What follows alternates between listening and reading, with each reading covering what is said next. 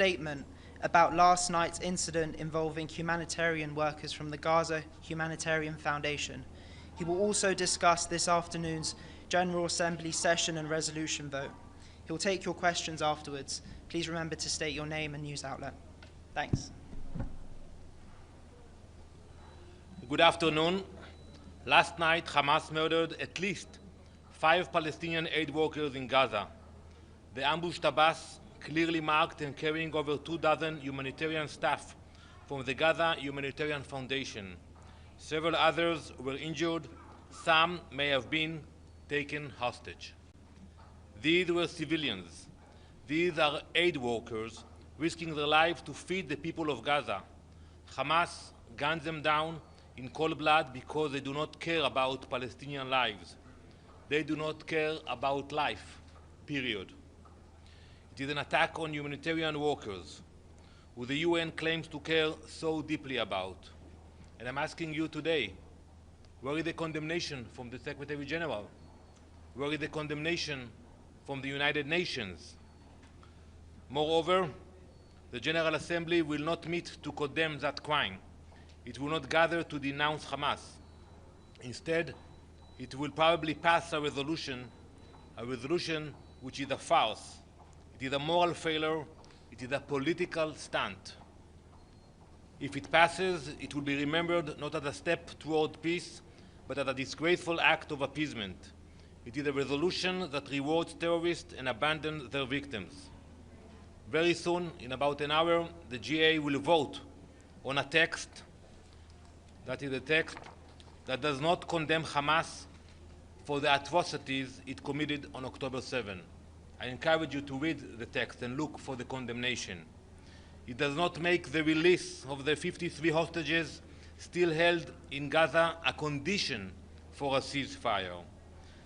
It does not hold Hamas accountable. The terrorists who started this war, prolonged this war, and tortures our hostages. This assembly has had over 20 months to say the words. Very simple. We condemn Hamas and we demand the immediate release of the hostages. But those words are nowhere to be found.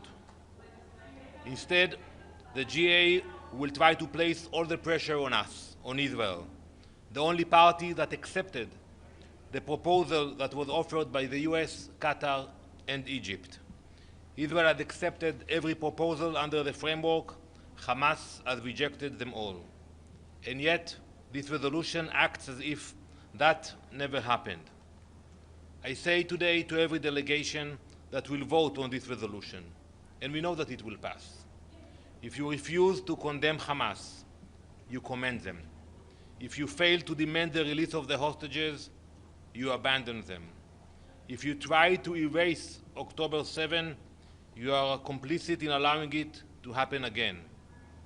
No General Assembly resolution, no moral failure, no hypocrisy will change the reality. Israel will do whatever it takes to bring all of them back home. Thank you. M. Husseini from Flashpoints.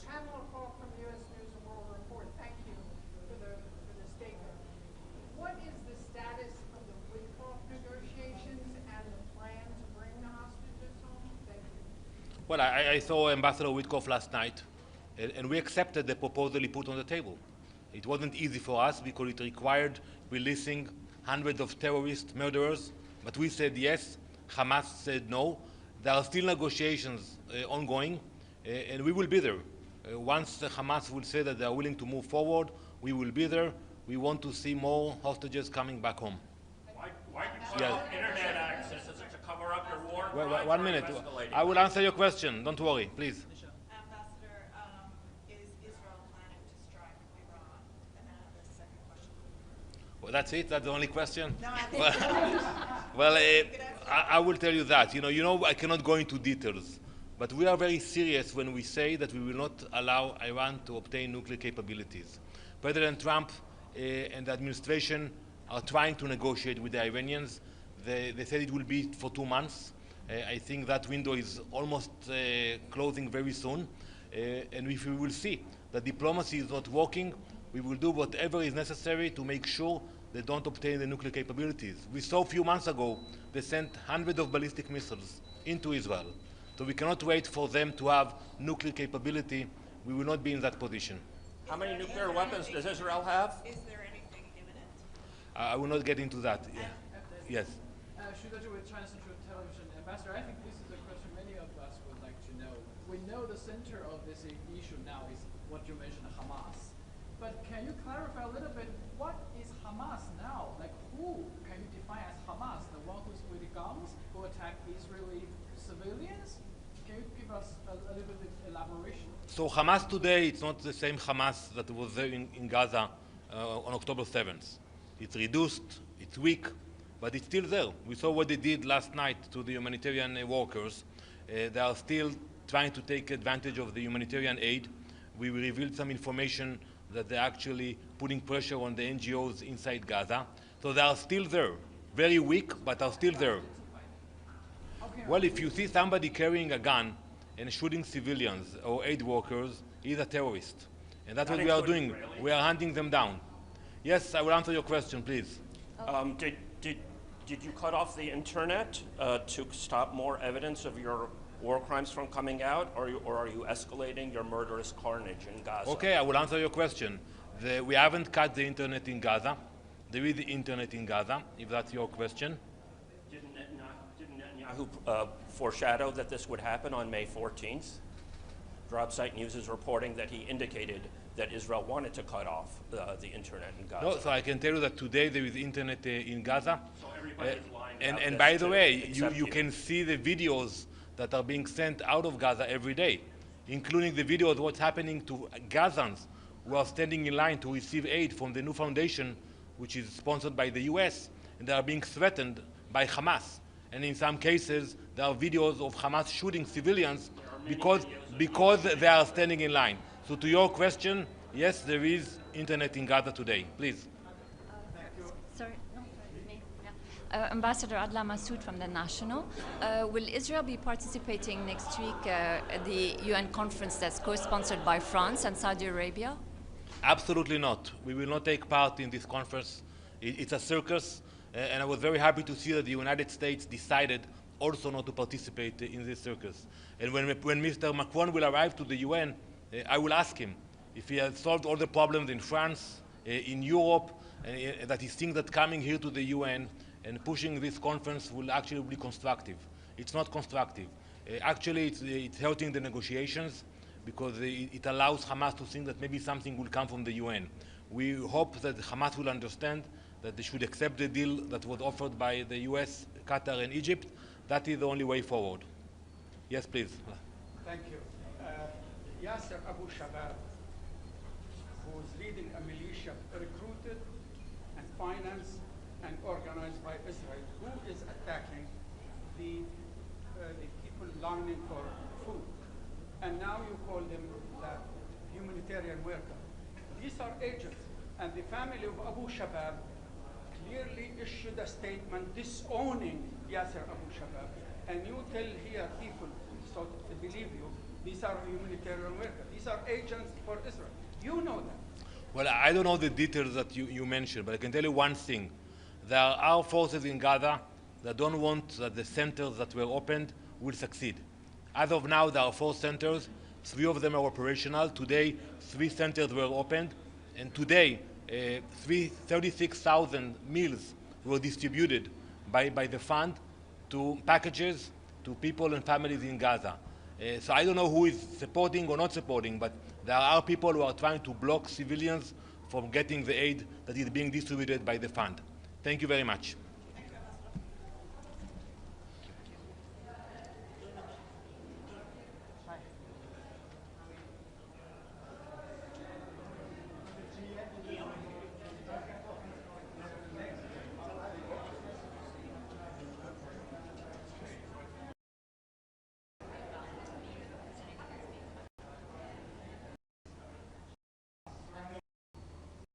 Session of the General Assembly resumed.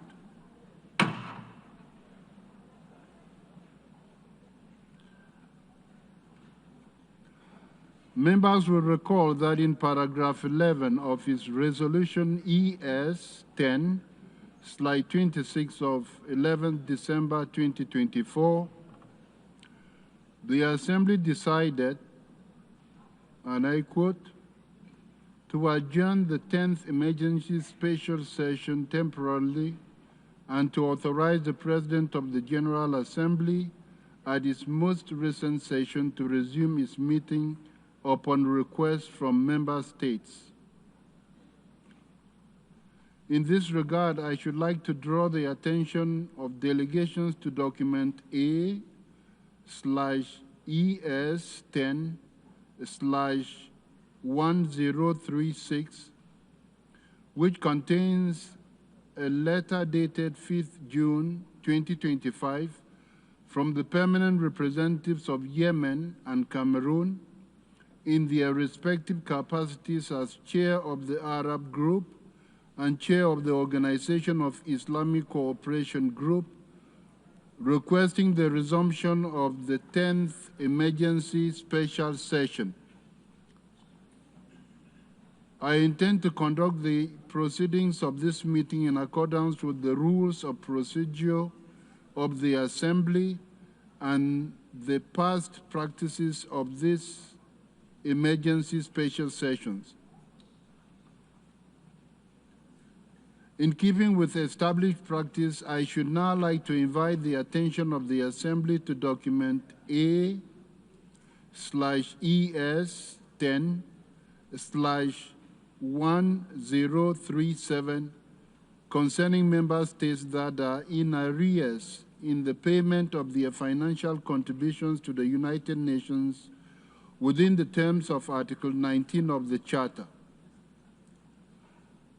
May I take it that the Assembly duly takes note of the information contained in this document? It is so decided.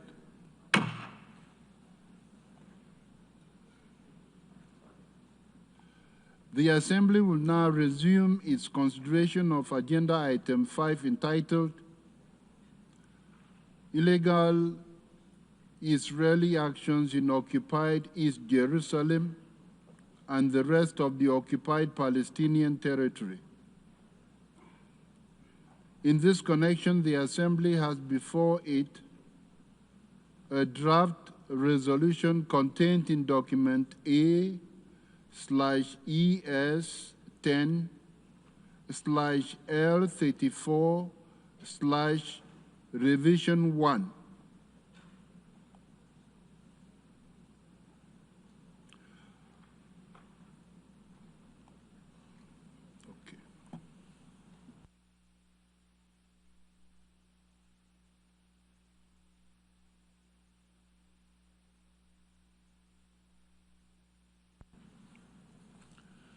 Your Excellencies, ladies and gentlemen, we convene today following the use of the veto by a permanent member of the Security Council against a draft resolution that contained 3 urgent demands. 1, an immediate, unconditional, and permanent ceasefire in Gaza respected by all parties. 2, the immediate, dignified, and unconditional release of all hostages held by Hamas and other groups.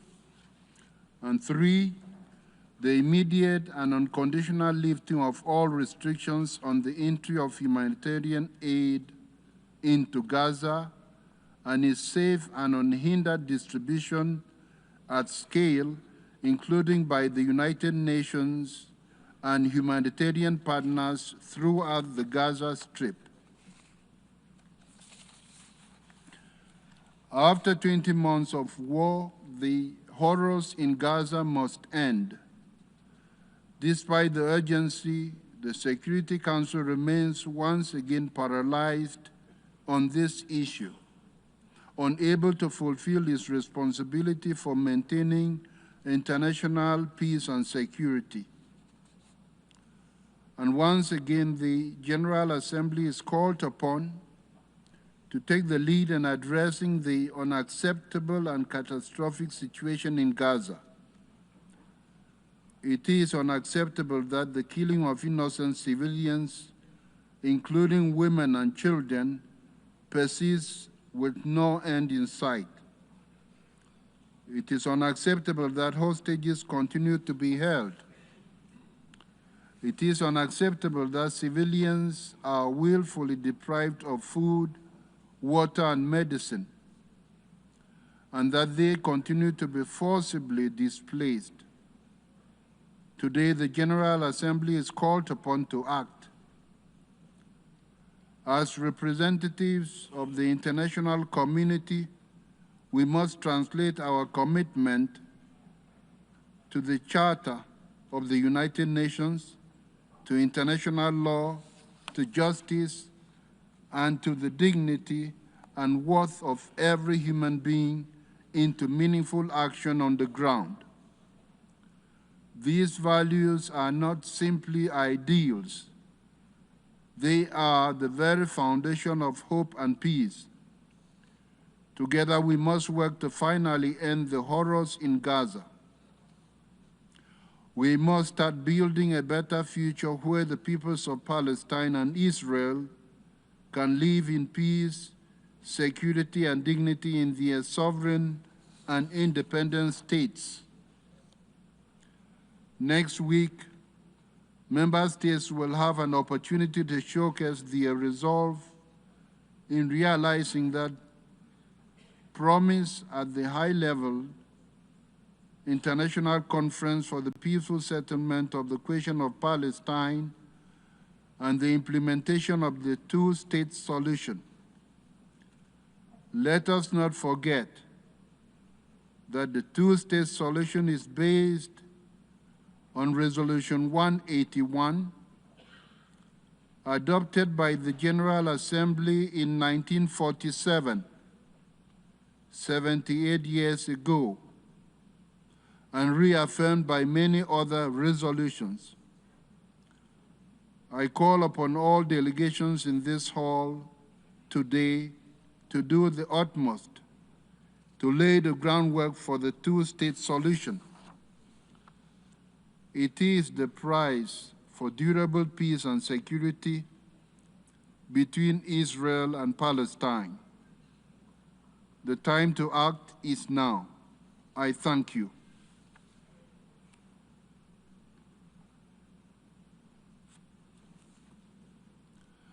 I now give the floor to the distinguished representative of Spain to introduce draft Resolution A/ES10/L34, Revision 1. Señor Presidente, tengo el honor de presentar el proyecto de resolución A/ES10/L34/Rep1, titulado Protección de civiles y defensa de las obligaciones jurídicas y humanitarias. En primer lugar, me gustaría agradecer a todos los copatrocinadores su apoyo a esta importante iniciativa que el presidente del Gobierno de España, el señor Pedro Sánchez, anunció en el Congreso de los Diputados el pasado día 7 de mayo, con objeto de que la Asamblea General de Naciones Unidas se pronuncie en respuesta a la catastrófica situación humanitaria en Gaza. España, junto con Palestina, ha estado trabajando en este proyecto de resolución que exige a las partes del conflicto que cumplan con sus obligaciones de derecho internacional, también incluido el derecho internacional humanitario, y exige asimismo que se facilite de forma inmediata y permanente la entrada plena, rápida, segura y sin obstáculos de ayuda humanitaria a gran escala en Gaza, incluyendo alimentos y suministros médicos, combustible, equipamiento, refugio y acceso a agua limpia. En este contexto, el proyecto de resolución acoge con satisfacción y apoya el plan coordinado por las Naciones Unidas para reanudar las entregas de ayuda humanitaria en Gaza. El texto también subraya la obligación de las partes en un conflicto armado de respetar y proteger a la población civil y de velar constantemente por preservar los bienes de carácter civil. En particular, exhorta a todos los Estados a que respeten y protejan al personal humanitario, al personal de las Naciones Unidas y asociado, al personal médico, así como al personal humanitario dedicado exclusivamente a tareas médicas, sus medios de transporte y equipamiento, así como hospitales y otras instalaciones médicas. El proyecto de resolución reitera el compromiso con la solución de los dos Estados, con la Franja de Gaza como parte del Estado de Palestina. Rechaza firmemente cualquier intento de realizar cambios demográficos en la Franja de Gaza y Cisjordania y condena todos los planes de traslado forzosos individuales o masivos, así como las deportaciones de personas protegidas del territorio ocupado. El texto exige además el cese inmediato de la construcción de asentamientos, expansión, confiscación de tierra, demolición de viviendas, desalojos forzosos y violencia de los colonos en Cisjordania, incluido Jerusalén Oriental, y pide medidas inmediatas y concretas para preservar la integridad territorial del territorio palestino ocupado, incluido Jerusalén Oriental, y para unificar la Franja de Gaza con Cisjordania bajo autoridad palestina. Señor presidente, es urgente que la comunidad internacional lance un mensaje rotundo sobre la situación en Gaza y animamos encarecidamente a todos los Estados miembros a que voten a favor de este proyecto de resolución. Por último, señor presidente, solicito que se suspenda el debate a las 4 de la tarde a fin de proceder a adoptar una decisión sobre el proyecto de resolución A/ES10/L34/REP1, en el entendimiento de que el debate se reanudaría inmediatamente después de la adopción de la decisión y que el 10º periodo de sesiones de emergencia solo se aplazaría temporalmente después de la conclusión del debate. Muchas gracias. I thank the distinguished representative of Spain. The representative of Spain has moved that the debate on agenda item 5 be suspended at 4 p.m. for the Assembly to proceed to the consideration of draft resolution A/ES10/L34/revision 1, and that the debate would continue after the action on the draft resolution.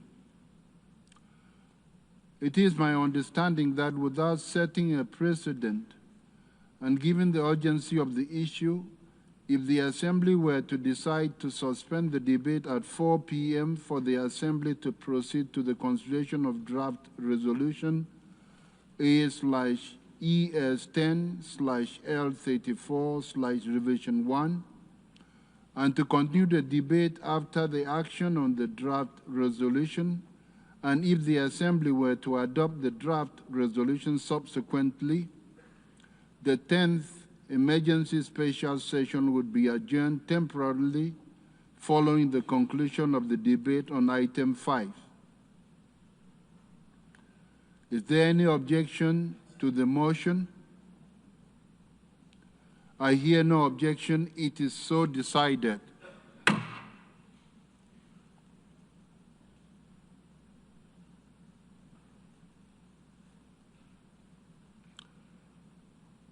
I give the floor to the distinguished representative of the Observer State of Palestine.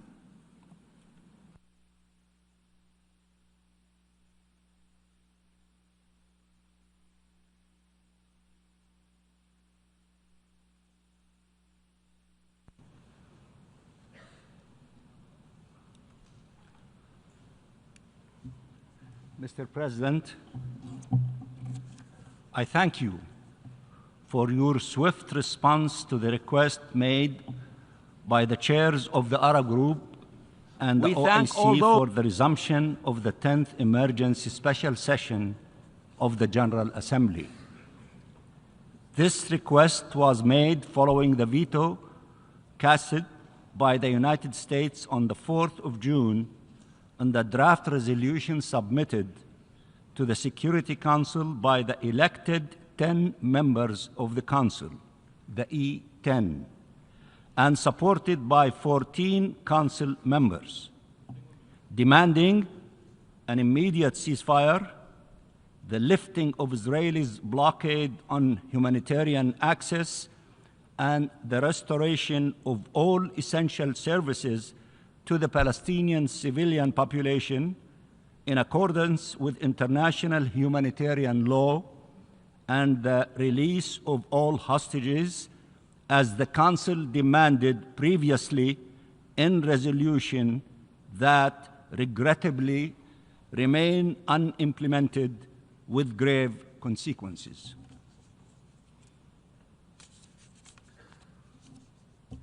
Mr. President, the distinguished delegations, we meet here on the 614th day of a full-fledged assault against the Palestinian people.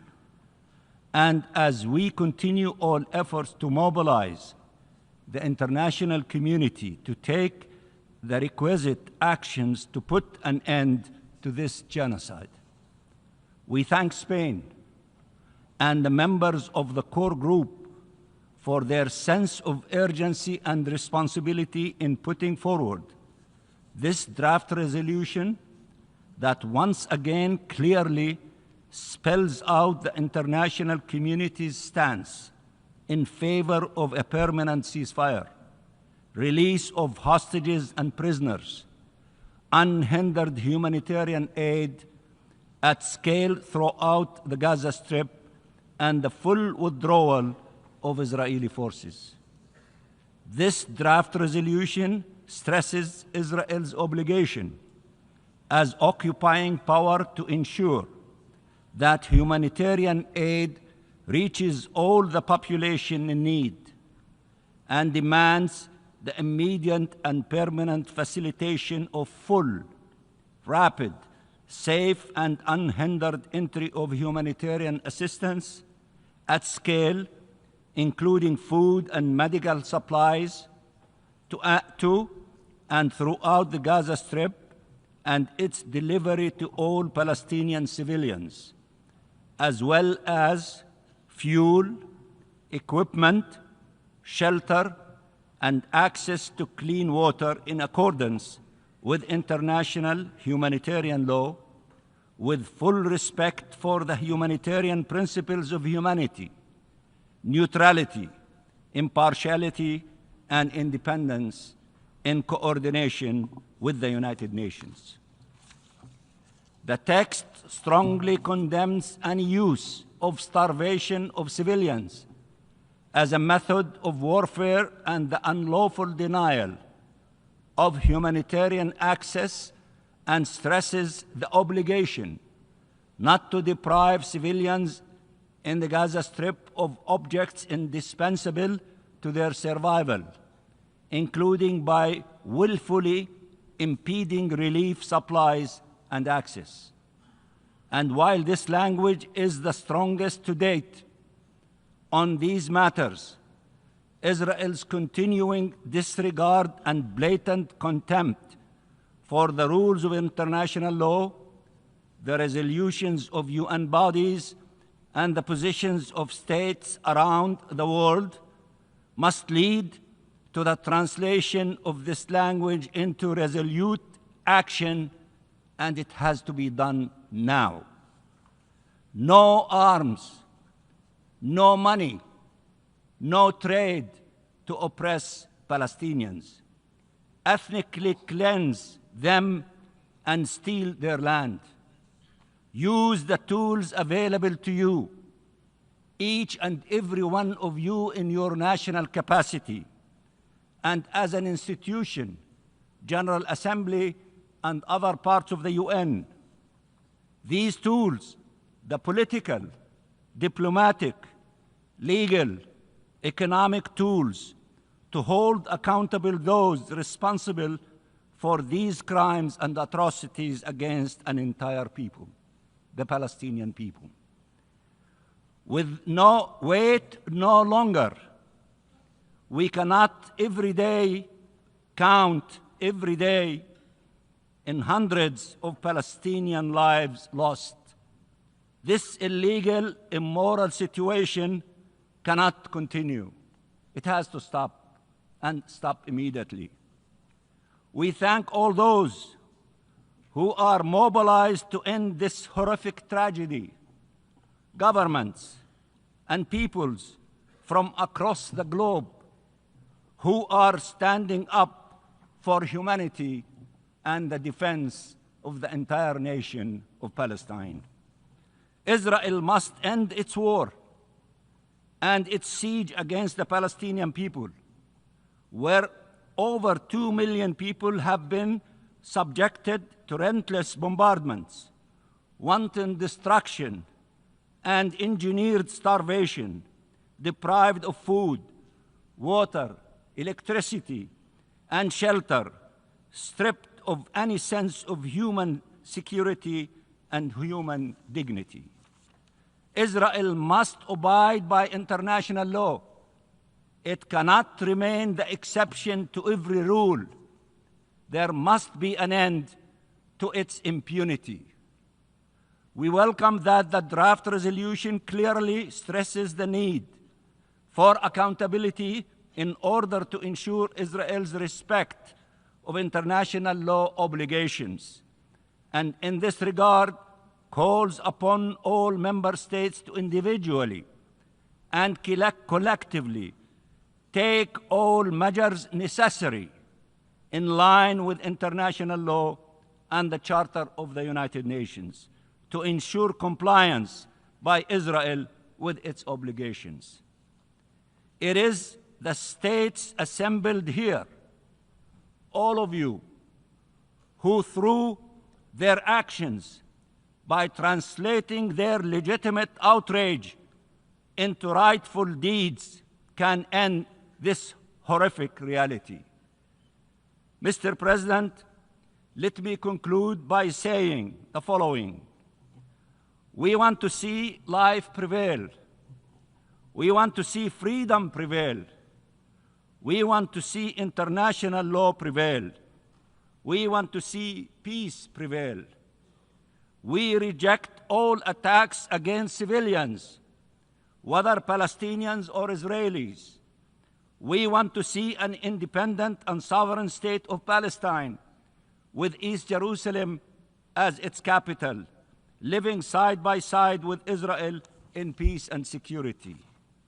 We want to end this illegal occupation and this prolonged conflict for once for all, in accordance with international law and the relevant UN resolutions.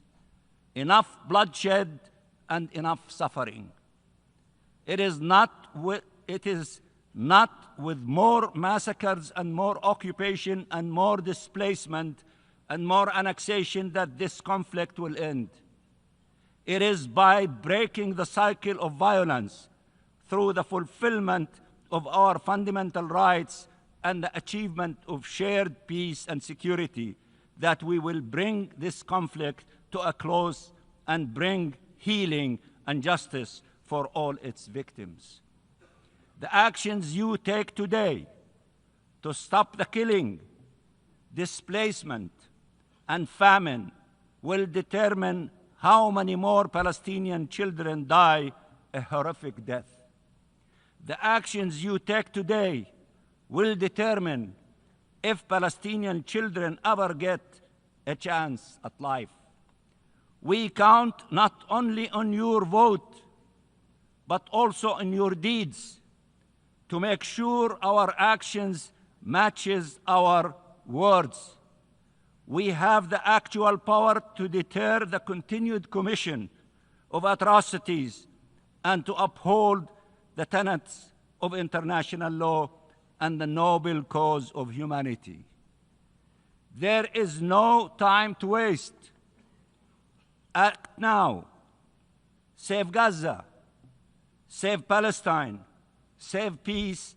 And we salute all of you, governments and millions in the streets and trade unions who are taking actions to stop this atrocity and this genocide. And I hope that all of you would vote in favor of the resolution before us. And I thank you very much, Mr. President. I thank the distinguished representative of the Observer State of Palestine. I now give the floor to the distinguished representative of Israel.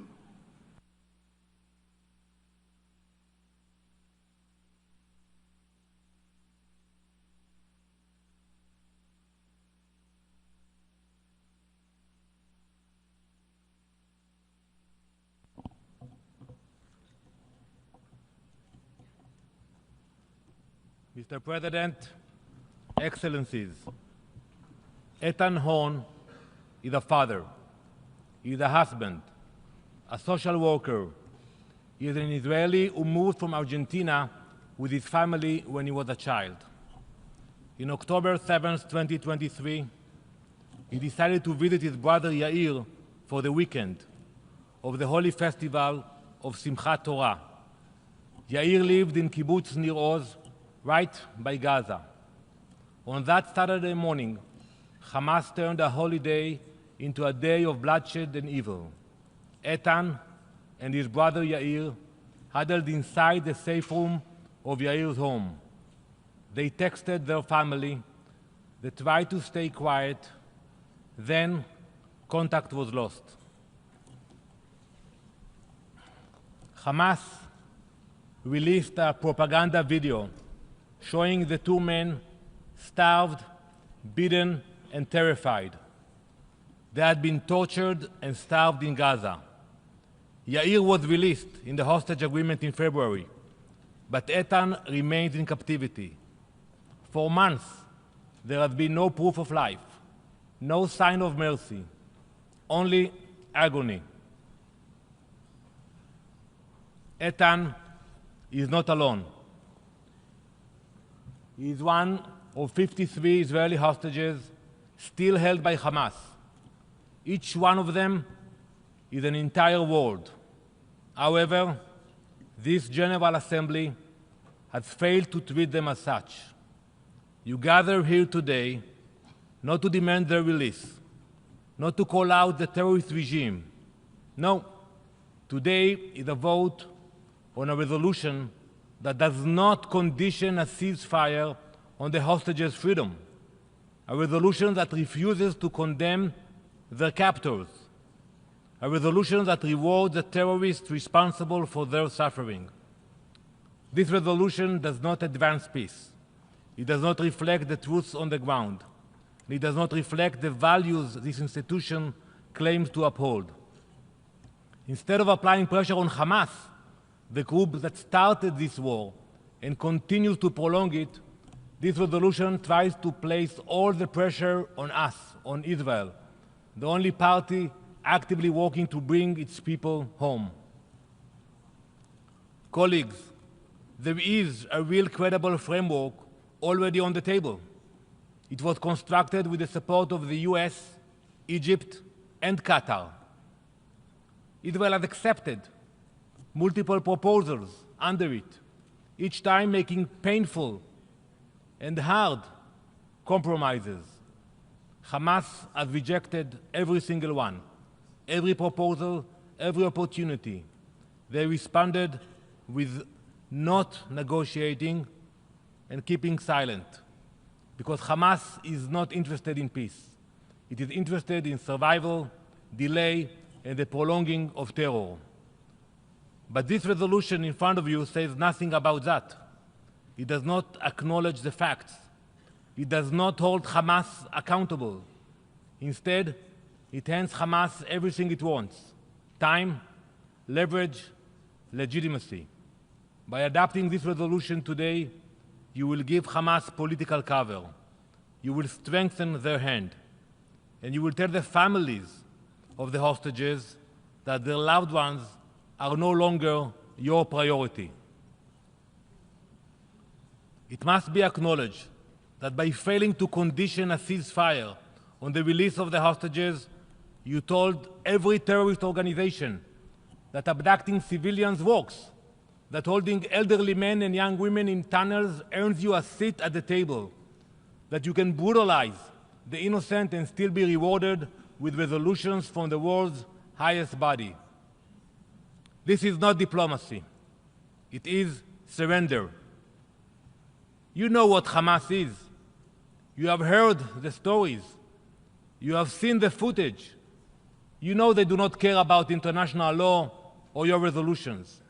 They care about one thing: power. This assembly is giving it to them. The hostages have not seen sunlight. They have not spoken to their families. Many have been tortured. Many have been murdered. all of them are being denied the most basic forms of human dignity. Somehow, this institution cannot find the strength to condemn Hamas. Instead, you lecture Israel. You accuse us of collective punishment. You pretend that the suffering in Gaza is disconnected from Hamas's constant atrocities. But let me show you the facts. Meanwhile, Israel continues to deliver humanitarian aid, despite the slander contained in this resolution. Over the past weeks, over 16 million meals have been delivered through the new international mechanism in Gaza, Humanitarian Foundation.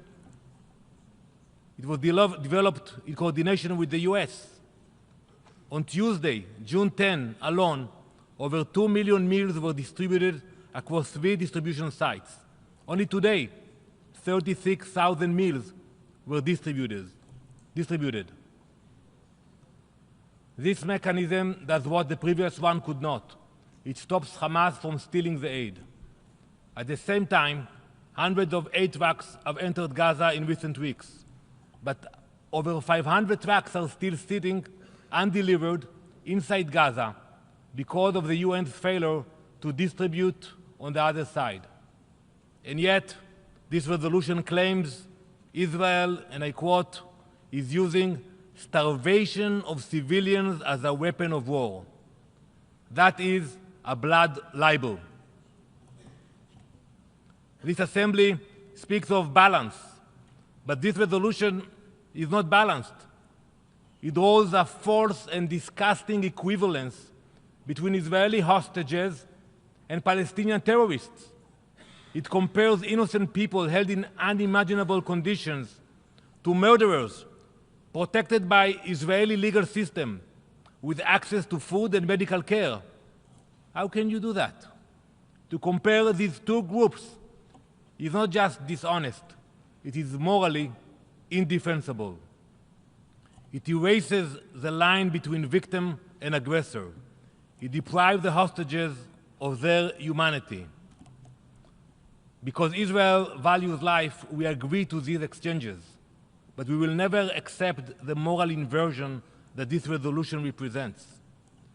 This resolution betrays the very people it claims to protect. It undermines real diplomacy. It emboldens those who seek only to destroy. So, esteemed colleagues, allow me to clarify something.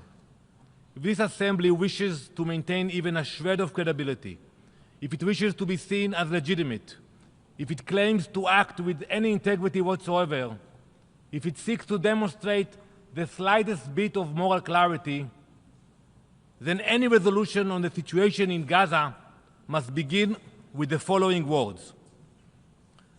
The General Assembly of the United Nations is appalled by the atrocities committed in the October 7 massacre. Not difficult to say. The General Assembly unequivocally condemns Hamas for those atrocities, as well as its use of human shields and looting of humanitarian aid.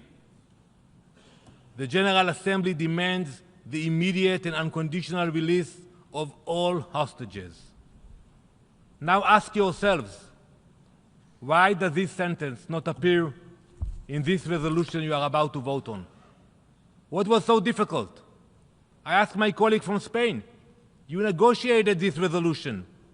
Where is the condemnation of Hamas? Why it was so hard? One line, 5 pages you have here. You all read it. One line, condemnation of Hamas. This assembly is not capable of doing it. Let's be honest. I challenge any one of you here in this chamber to stand up and explain why you could not bring yourselves to include a simple condemnation of Hamas. Explain it to your citizens, why you must vote for a resolution that looks away from a mass murder, rape, torture, and kidnapping. Explain it to your people, why you are trying to erase October 7 from history. It is shameful. Each member state that supports this resolution without a single word of condemnation for Hamas owes its people an answer. Because when you refuse to condemn Hamas, you commend them. You have abandoned the hostages, but we will not. We will fight to bring back each and every one of them, all of them. Those kidnapped from Nir Oz, Tamir Adar, Amiram Cooper, Ariel Konyo, David Konyo, Ronen Engel, Etan Horn, Eliyahu Margalit, Aryeh Zalmanovich, Matan Sanguker. Those kidnapped from the Nova Festival, Uriel Baruch, Elkana Buchbut, Ron Baraslevsky, Eviatar David, Guy Gilboa Dalal, Inbar Hayman, Maxim Herkin, Guy Iluz, Segev Khalfon, Bar Cooperstein, Etan Avraham Mor, Yosef Chaim Ochana, Alon Oel, Avinatan Or, Yonatan Samerano, Idan Shtivi. Those kidnapped from Be'eri, Shachar Baruch, Meni Godard, Ofra Kedar, Dror Or, Yossi Sharabi, Ilan Weiss. Those kidnapped from Kfar Aza, Gali Berman and Ziv Berman. Those kidnapped from the Gaza envelope, Muhammad Al-Atrash, Nimrod Cohen, Shai Levinson, Omer Netura, Daniel Peretz. Those kidnapped from Nahal Oz, Matan Engrest, Itai Chen, Omri Miran. Those kidnapped from Nir Yitzhak, Tal Chaimi, Lior Rudef, and all those kidnapped into Gaza, Adar Goldin, Rand Gvili, Bipin Jushi from Nepal, Etan Levi, Tamir Nimrodi, Daniel Oz, and Joshua Lutu Molal from Tanzania. No resolution, no moral failure, no hypocrisy will change the reality. Israel will do whatever it takes to bring our people home. Maybe today some in this hall have lost their moral clarity, but we have not. That moral clarity guides us to say to the hostage families, אנחנו נחזיר אותם הביתה, את כולם. We will bring them back, all of them.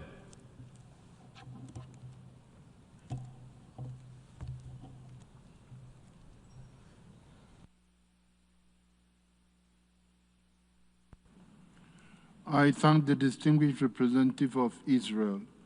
I now give the floor to the distinguished representative of Kuwait, who will speak on behalf of the Gulf Cooperation Council.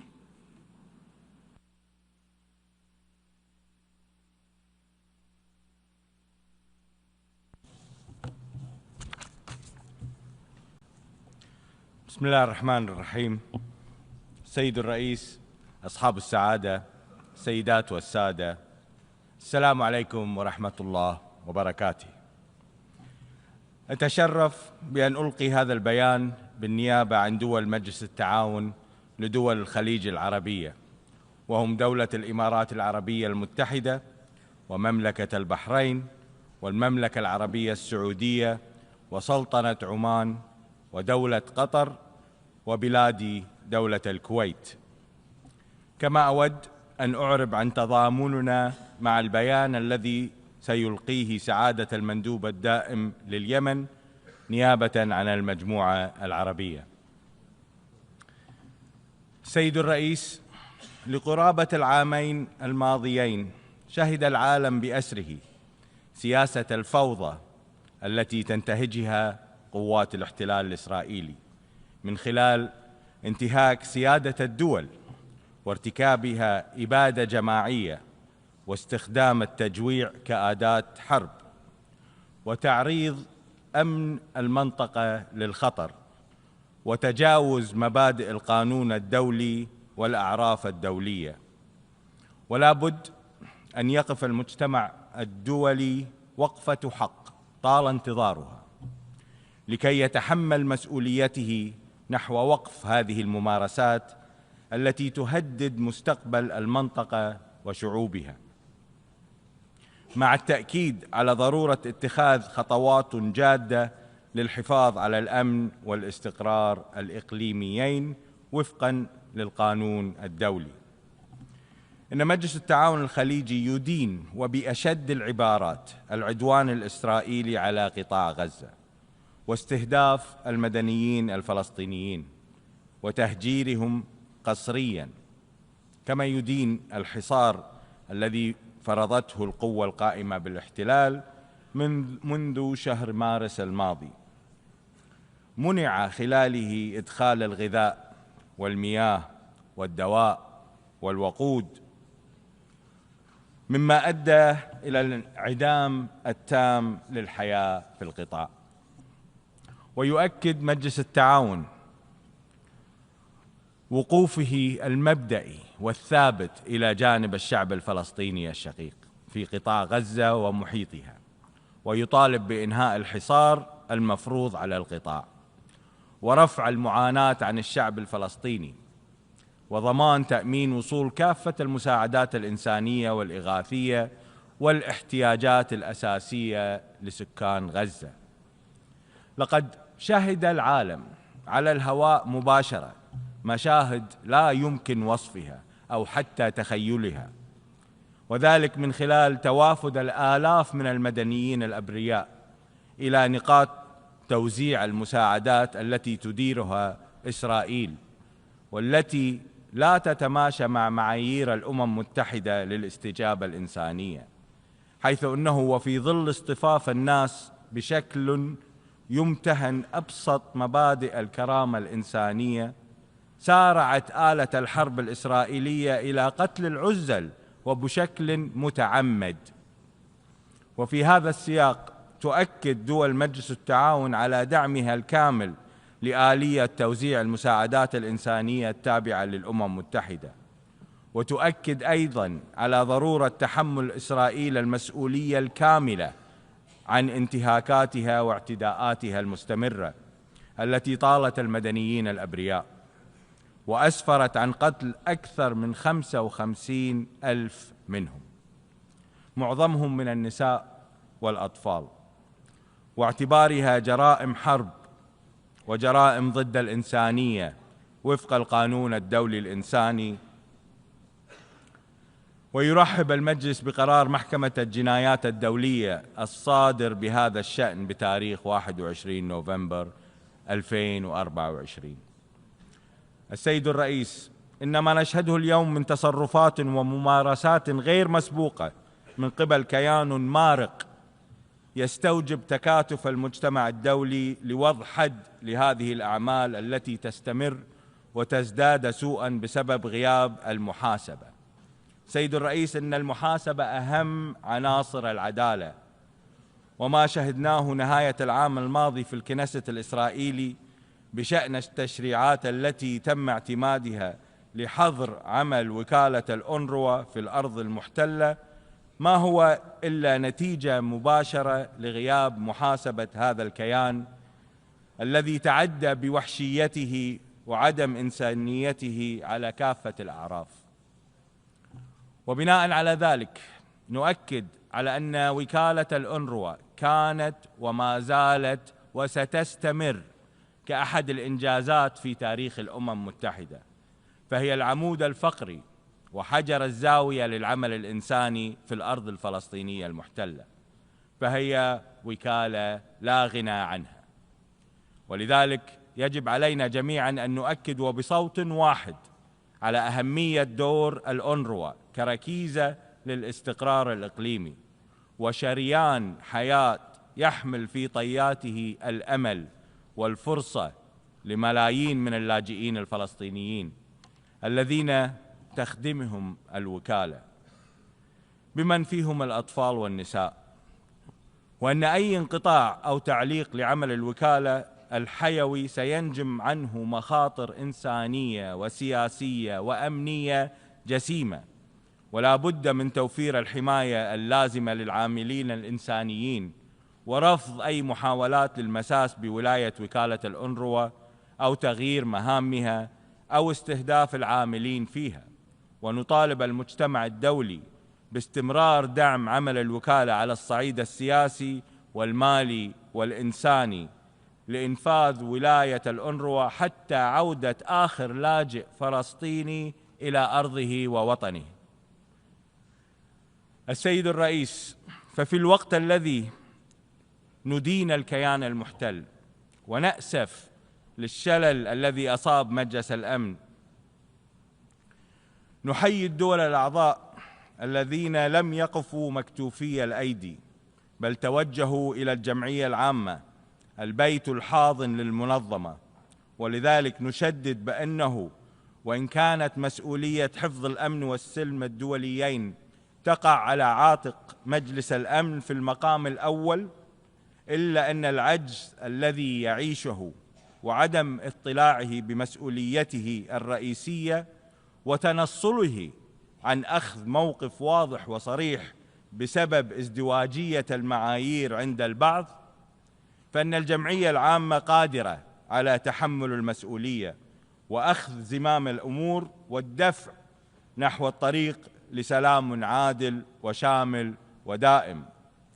وإن كان المجلس ما زال عاجزاً عن وضع حد لهذه المأساة التي استمرت لأكثر من 600 يوم، فعليه مسؤولية الالتزام بتنفيذ قراراته على أقل تقدير، وعلى وجه الخصوص القرار 2735 والذي يدعو من بين جملة أمور إلى وقف إطلاق النار الفوري والكامل والشامل، عودة المدنيين الفلسطينيين إلى منازلهم وأحيائهم في جميع مناطق غزة، التوزيع الآمن والفعال للمساعدات الإنسانية على نطاق واسع، رفض أي محاولة لتغيير الديمغرافي أو الإقليمي في قطاع غزة بما في ذلك أي إجراءات من شأنها تقليص مساحة غزة، الالتزام بحل الدولتين بما يتفق مع القانون الدولي وقرارات الأمم المتحدة ذات الصلة. وفي هذا السياق تثمن المجموعة الخليجية الجهود الحثيثة الذي تبذلها كل من دولة قطر وجمهورية مصر العربية علاوة على الولايات المتحدة الأمريكية في إطار المساعي الرامية إلى التوصل إلى اتفاق شامل لوقف إطلاق النار وتأمين الإفراج عن الرهائن والأسرى وضمان تدفق المساعدات الإنسانية إلى قطاع غزة بشكل آمن ومستدام. سيد الرئيس، في هذا الصدد سيعقد في الأسبوع القادم المؤتمر الدولي رفيع المستوى بشأن التسوية السلمية لقضية فلسطين وتنفيذ حل الدولتين برئاسة سعودية فرنسية مشتركة، وندعو كافة الدول الأعضاء للمشاركة بأعلى مستوى، ونحث الجميع على الاعتراف بالدولة الفلسطينية، فإن الجدوى والفائدة لدعم فلسطين تتضاعف مع الاعتراف بدولتهم المستقلة والموجودة بالفعل على مر التاريخ. كما أنه قد حان الوقت بأن تحصل دولة فلسطين على العضوية الكاملة في الأمم المتحدة. فإلى متى سيقبل المجتمع الدولي بازدواجية المعايير التي نراها إلا مع فلسطين؟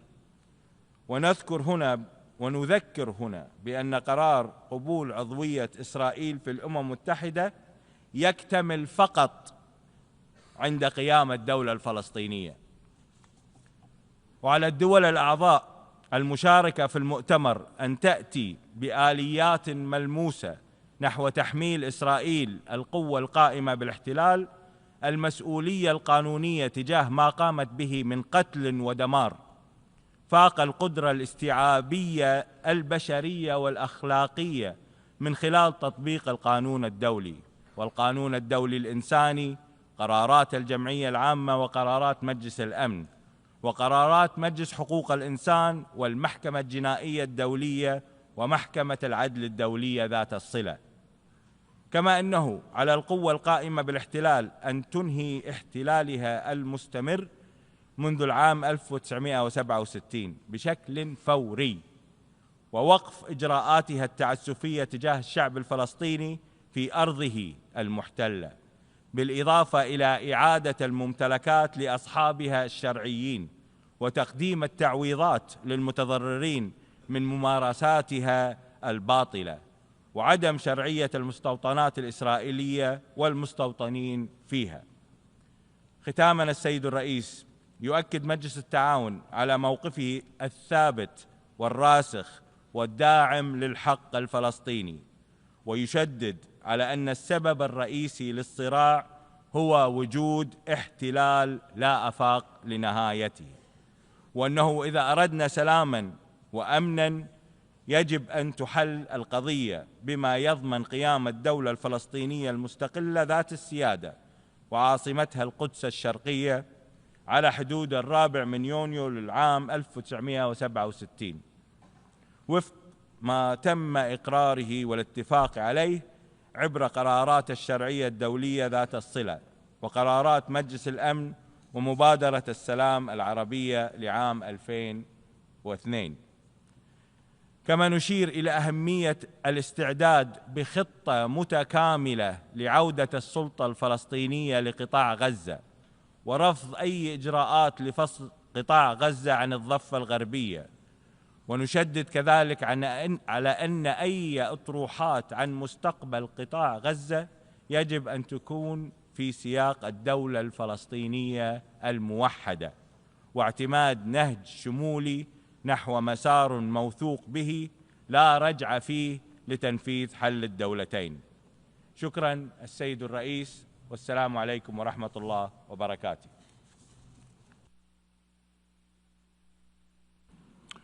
I thank the distinguished representative of Kuwait. I now give the floor to the distinguished representative of Yemen, who will speak on behalf of the Arab group.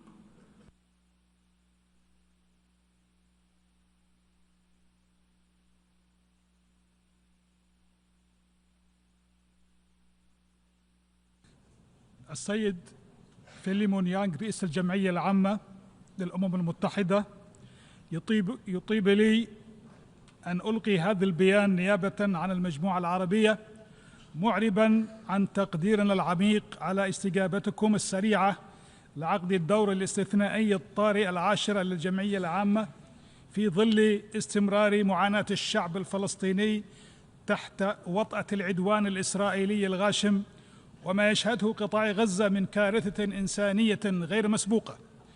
نجتمع اليوم مرة أخرى تحت قبة هذه الجمعية لا لنكرر الحديث عن المأساة بل لنضع حداً لها.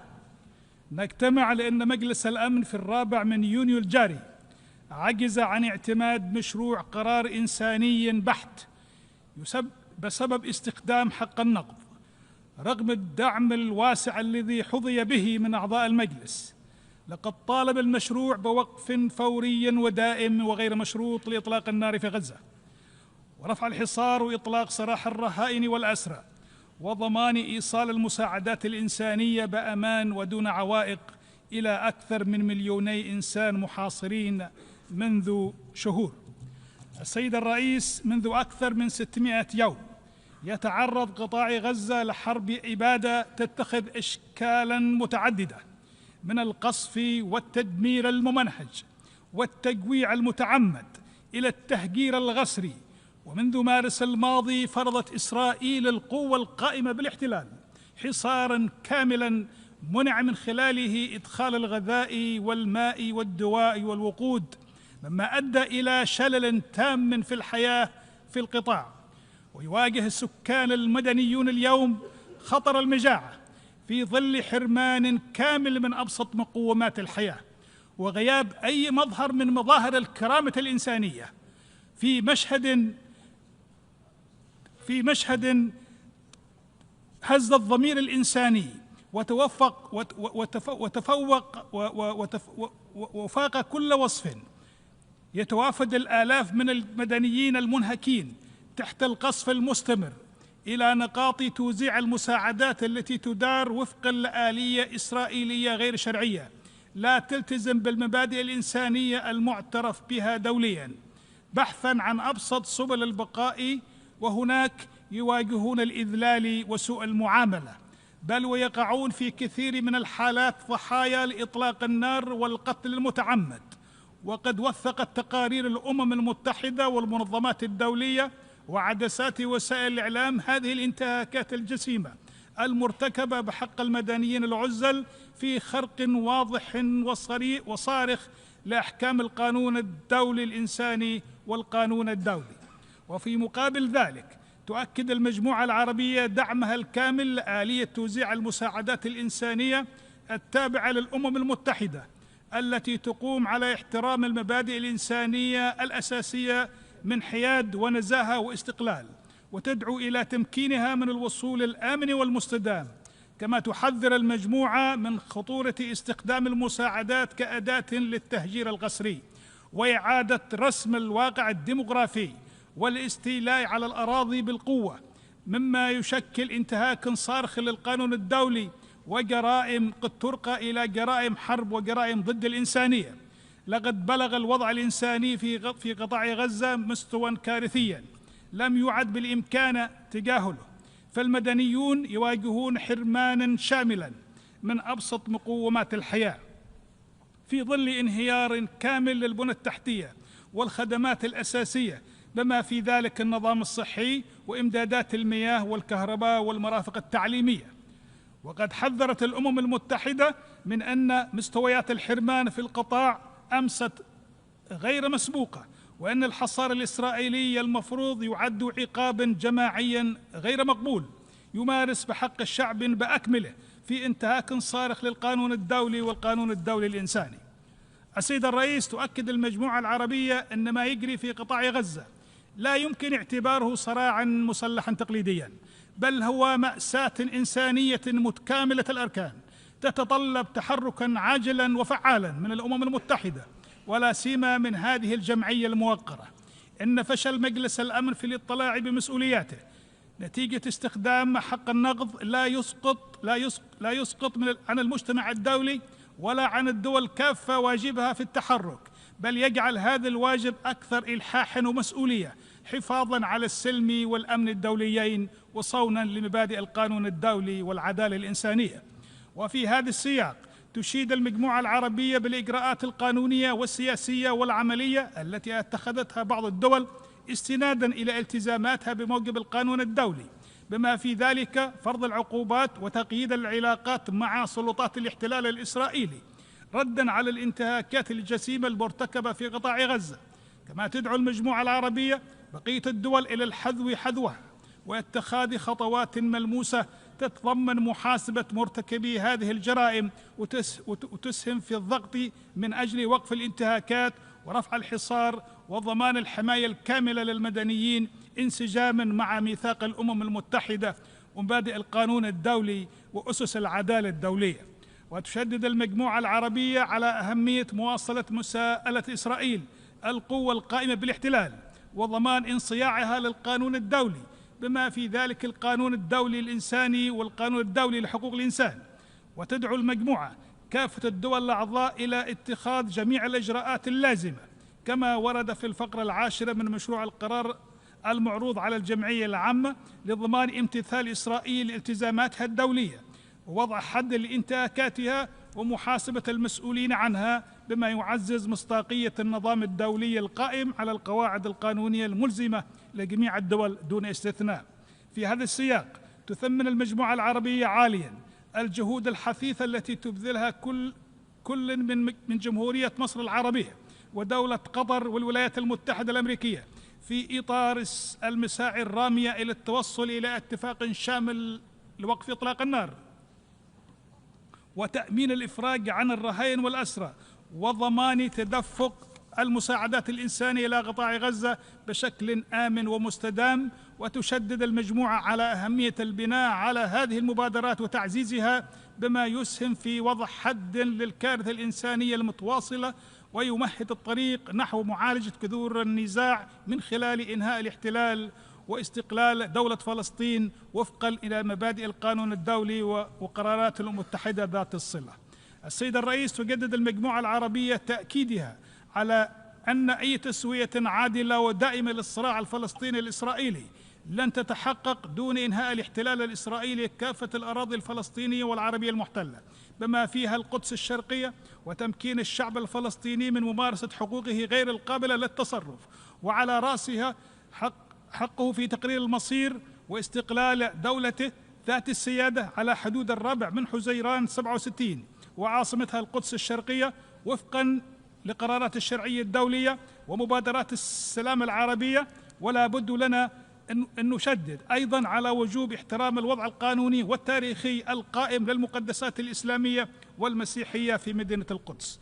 تعرب المجموعة العربية عن بالغ تقديرها للمملكة العربية السعودية والجمهورية الفرنسية على قيادتهما ورئاستهما المشتركة للمؤتمر الدولي رفيع المستوى المعني بحل الدولتين، وتثني على رؤيتهما السياسية وجهودهما الدبلوماسية الهادفة إلى إحياء المسار الدولي نحو تسوية عادلة وشاملة للقضية الفلسطينية. كما تقدر المجموعة عاليا إسهامات رؤساء مجموعات العمل في إعداد الوثيقة الختامية التي تعد خطوة مهمة نحو تفعيل قرارات الشرعية الدولية ذات الصلة ضمن إطار زمني واضح وملزم. وتؤكد أن المؤتمر يشكل محطة مفصلية تفتح آفاق حقيقية لإنهاء الاحتلال الإسرائيلي وتمكين الشعب الفلسطيني من إقامة دولة المستقلة وعاصمتها القدس الشرقي. وتشيد المجموعة بالنهج العملي الذي يعتمده المؤتمر من خلال آلية مجموعات العمل الثمانية، والتي تناولت بصورة شاملة الجوانب السياسية والأمنية القانونية والاقتصادية والتنموية، بما في ذلك إعادة الإعمار باعتباره إطاراً متكاملاً لبناء الثقة وتعزيز فرص تحقيق السلام العادل. وتشدد المجموعة على ضرورة ترجمة نتائج المؤتمر إلى خطوات عملية ملموسة تعيد الزخم إلى العملية السياسية وتسهم في استعادة مصداقية النظام الدولي القائم على القانون والعدالة. تدعو المجموعة العربية كافة الدول الأعضاء في الجمعية العامة إلى التصويت لصالح مشروع القرار المعروض الذي يعكس الإرادة الجماعية لغالبية أعضاء مجلس الأمن والمجتمع الدولي، ويتضمن مطالب إنسانية عاجلة تتمثل في الوقف الفوري والدائم وغير المشروط لإطلاق النار والإفراج عن الرهائن والأسرى ورفع الحصار الكامل عن قطاع غزة وضمان وصول المساعدات الإنسانية دون عوائق واستعادة الخدمات الأساسية والانسحاب الكامل لقوات الاحتلال الإسرائيلي من قطاع غزة وفقا لأحكام القانون الدولي الإنساني والمبادئ الإنساني المتعارف عليها. كما يطالب بإنهاء سياسة التجويع والتهجير والضم وتوسيع المستوطنات وهدم المنازل وصولا إلى إنهاء الاحتلال وتحقيق السلام.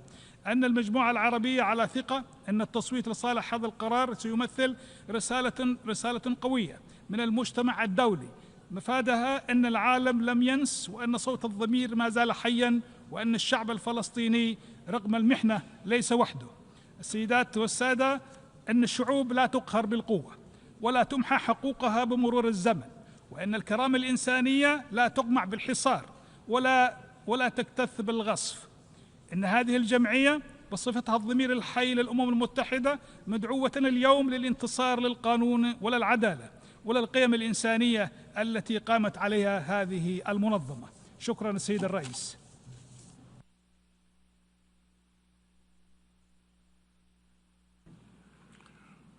I thank the distinguished representative of Yemen.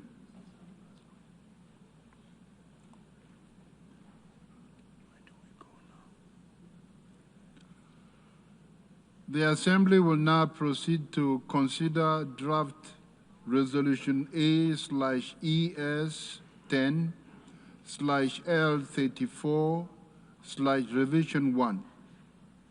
For your information, the draft resolution has closed for e-sponsorship. I now give the floor to the representative of the Secretariat. Mr. President, I should like to announce that since the submission of the draft resolution, and in addition to the delegations listed on the L document, the following countries have also become co-sponsors of A/ES10/L34/Revision 1. Bahrain, Bangladesh, Brunei Darussalam, Comoros, Cuba, Djibouti, Finland, Gambia, Honduras, Kuwait, Lao People's Democratic Republic, Maldives, Mauritania, Namibia, Oman, Pakistan, Portugal, Senegal, Sudan, Sweden, United Arab Emirates, Vietnam, and Yemen. If any other countries wish to co-sponsor A/ES10/L34/revision 1, please signify by pressing the microphone button now.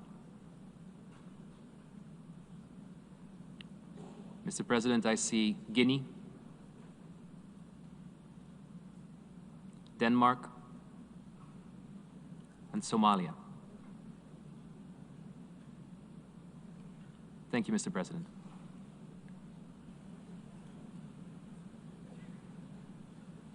I thank the representative of the Secretariat.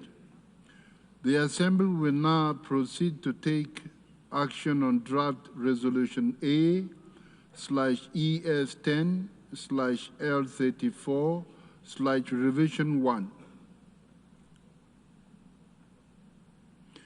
Before giving the floor for explanations of vote before the vote, may I remind delegations that explanations of vote are limited to 10 minutes and should be made by delegations from their seats. I now give the floor to the distinguished representative of the Russian Federation.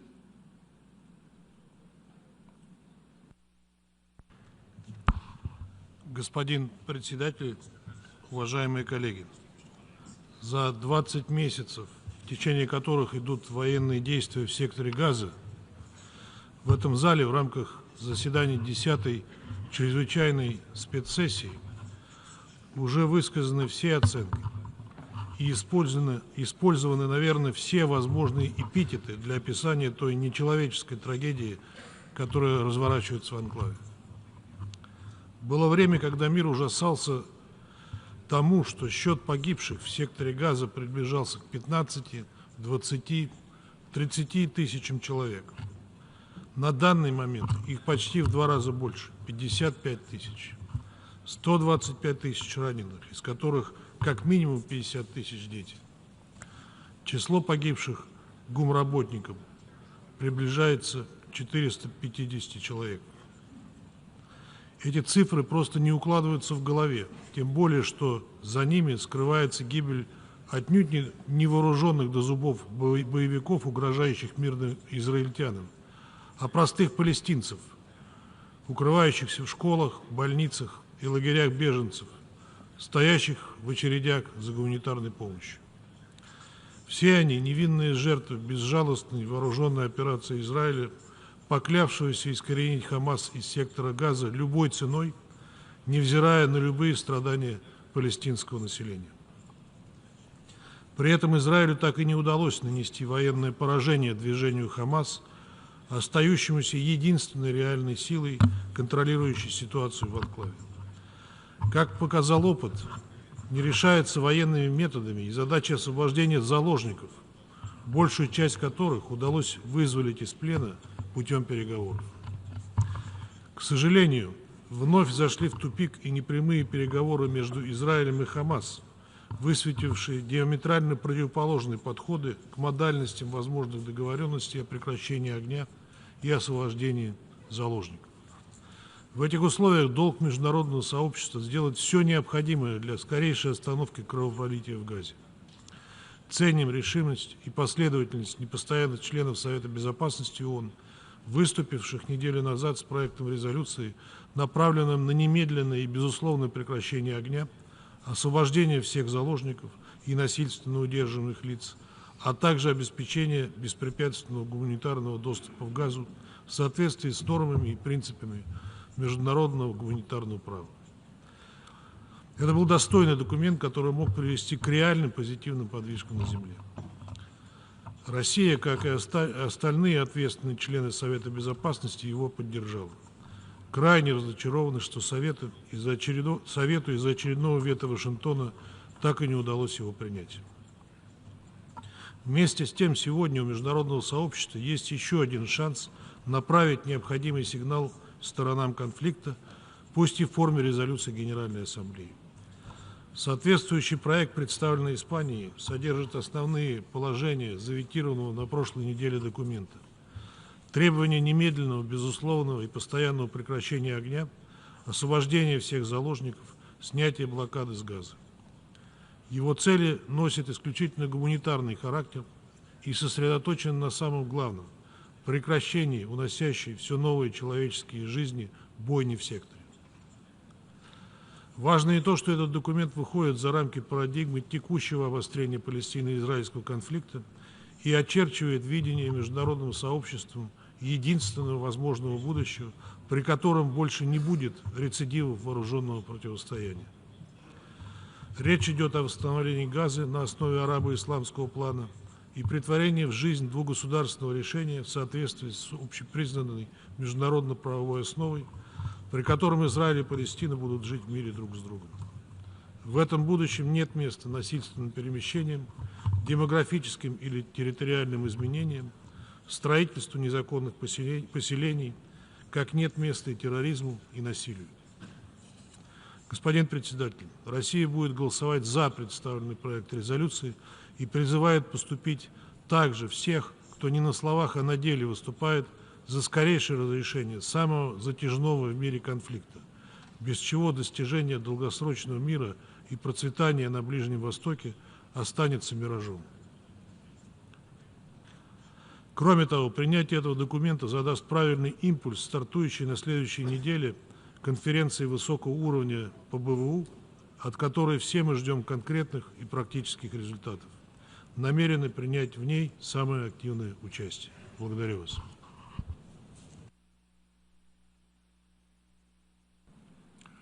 I thank the distinguished representative of the Russian Federation. I now give the floor to the distinguished representative of the United States. Thank you, President Yang. Today's emergency special session marks yet another failure on the part of the United Nations to condemn Hamas. We remain incensed that just yesterday, Hamas murdered 5 Palestinian civilians working to distribute aid for the Gaza Humanitarian Foundation.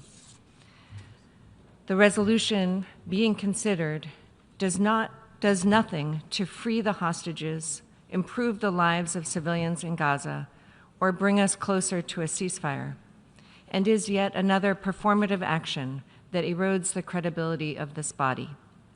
This draft resolution sends an unacceptable message to Hamas and other Iran-backed terrorist proxies. And that message is, you will be rewarded for taking hostages, diverting aid, and launching attacks from civilian areas. Mr. President, colleagues, blind support to Hamas by the members of this body further undermines the meaningful diplomacy underway to free the hostages and emboldens Hamas as the terrorist group continues to reject ceasefire proposals accepted by Israel. As the United States has made clear time and time again, we do not support one-sided measures that fail to condemn Hamas. We will not support resolutions that do not call for violent terrorist groups to disarm and leave Gaza and fail to recognize Israel's right to defend itself. It would be a better use of time for this body to support the diplomatic efforts currently underway to free the remaining 53 hostages, many of whom are nationals of member states of this body, and remain in deplorable conditions for the last 615 days. Instead, the UN is wasting valuable time, energy, and resources on yet another biased resolution that rewards Hamas. Let us be clear. This resolution does nothing to bring calm to Gaza. It also does nothing to advance a realistic diplomatic solution to further the cause of peace. It is rife with serious defects.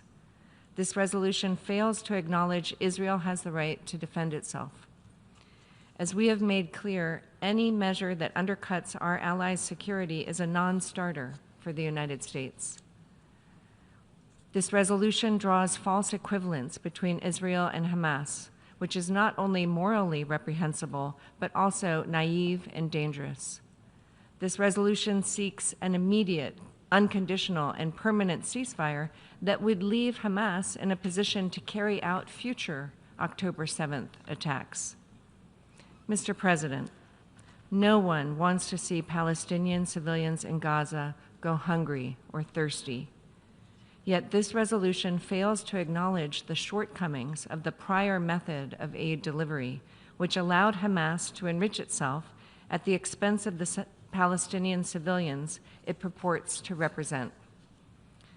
We reiterate our call for the UN, NGOs, and partners to support the Gaza Humanitarian Foundation to help it safely deliver aid without allowing Hamas to pilfer those resources.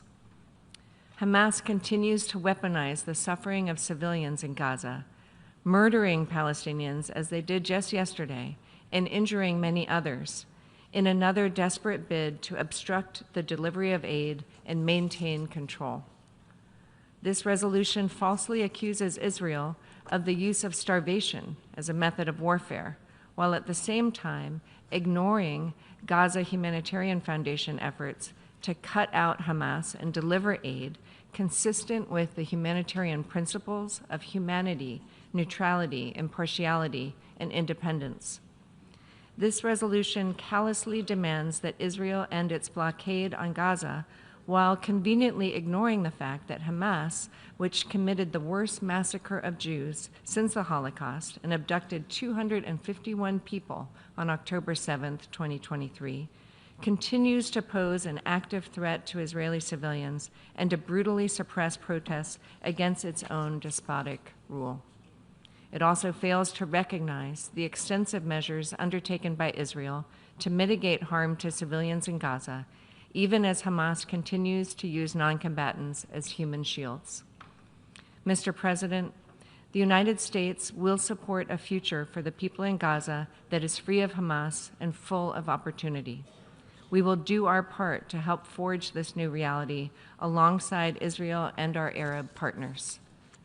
A durable peace between Israelis and Palestinians and a more prosperous future for all of the region's people will only be possible through direct negotiations between the parties and not unilaterally imposed from afar. We urge fellow members to call out Hamas for what is the biggest impediment toward a life of prosperity for the people living in Gaza. We urge members to vote against this biased resolution, which will further inflame tensions at a time when negotiators are continuing their efforts to secure a durable ceasefire in Gaza. Thank you. I thank the distinguished representative of the United States. I now give the floor to the distinguished representative of Libya.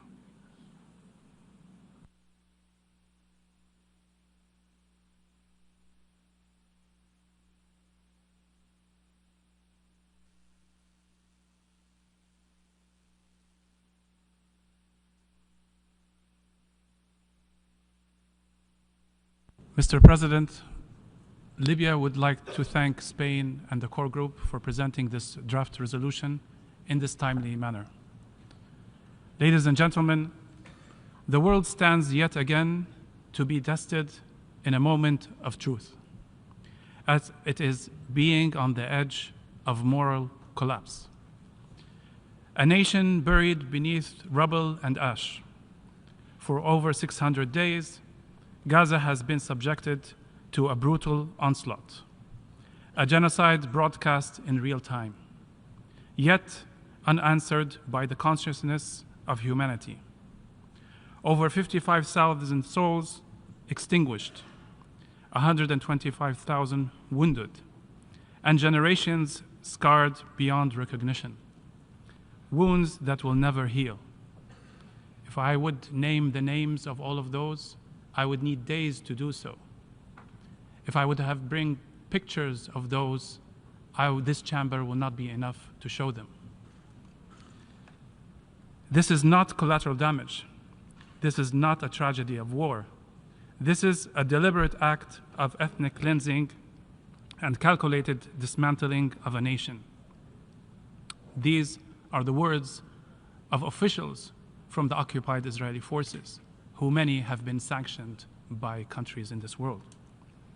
The bombs do not discriminate. Tents, hospitals, homes, aid convoys, nothing is spared. Children buried beneath rubble, entire families burned alive and vaporized, some with not a single survivor to carry their names forward. Talking about stories, a mother, Dr. Ala al-Najjar, you all know her story, returns from saving lives at a hospital to find her own 9 children and husband massacred.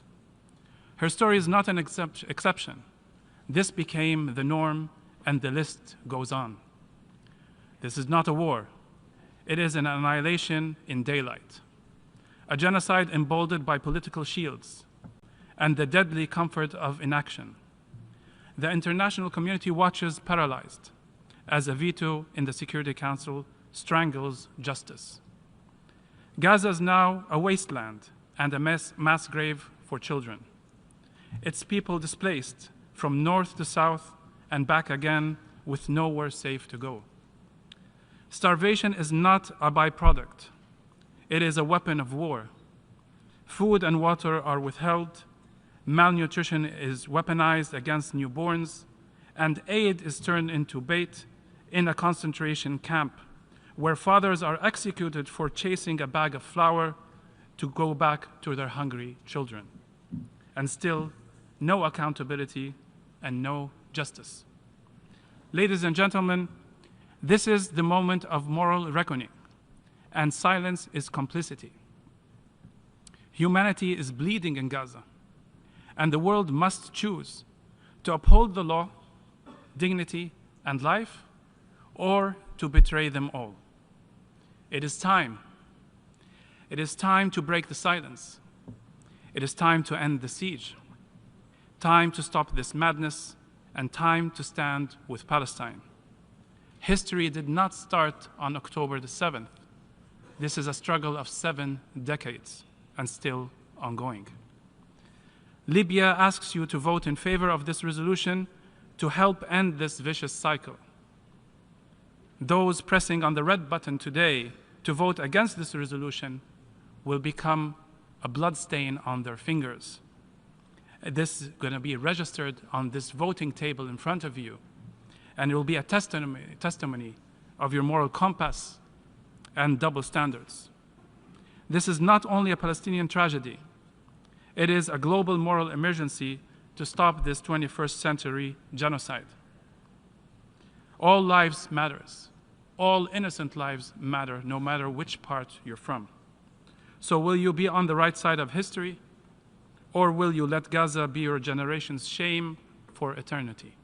The choice is yours. Thank you, Mr. President. I thank the distinguished representative of Libya, and I give the floor to the distinguished representative for Paraguay.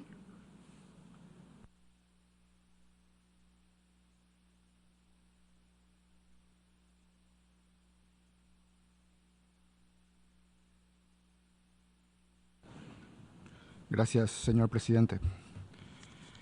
El Paraguay confía en el rol insustituible de esta Asamblea como espacio para la búsqueda de soluciones pacíficas basadas en el derecho internacional con una visión sostenida de largo plazo. Venimos con una voluntad firme y legítima de aportar, con argumentos de fondo y sin dobles discursos, a una resolución que promueve resultados efectivos. En este caso, el cese real de hostilidades, la protección de todos los civiles y del personal humanitario desplegado. El Paraguay votará en contra del proyecto de resolución que nos convoca hoy, con pesar, pero con convicción. Con pesar, porque compartimos el profundo anhelo de paz y de cese inmediato de las hostilidades. Con convicción, porque creemos que este texto no contribuye a lograrlo. Nuestro rechazo se funda en una observación de fondo.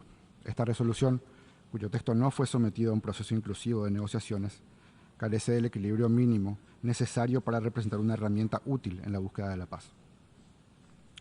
En primer lugar, el conflicto en Gaza involucra más de una parte, pero el texto responsabiliza de manera exclusiva al Estado de Israel. Esto no es una interpretación, es una constatación.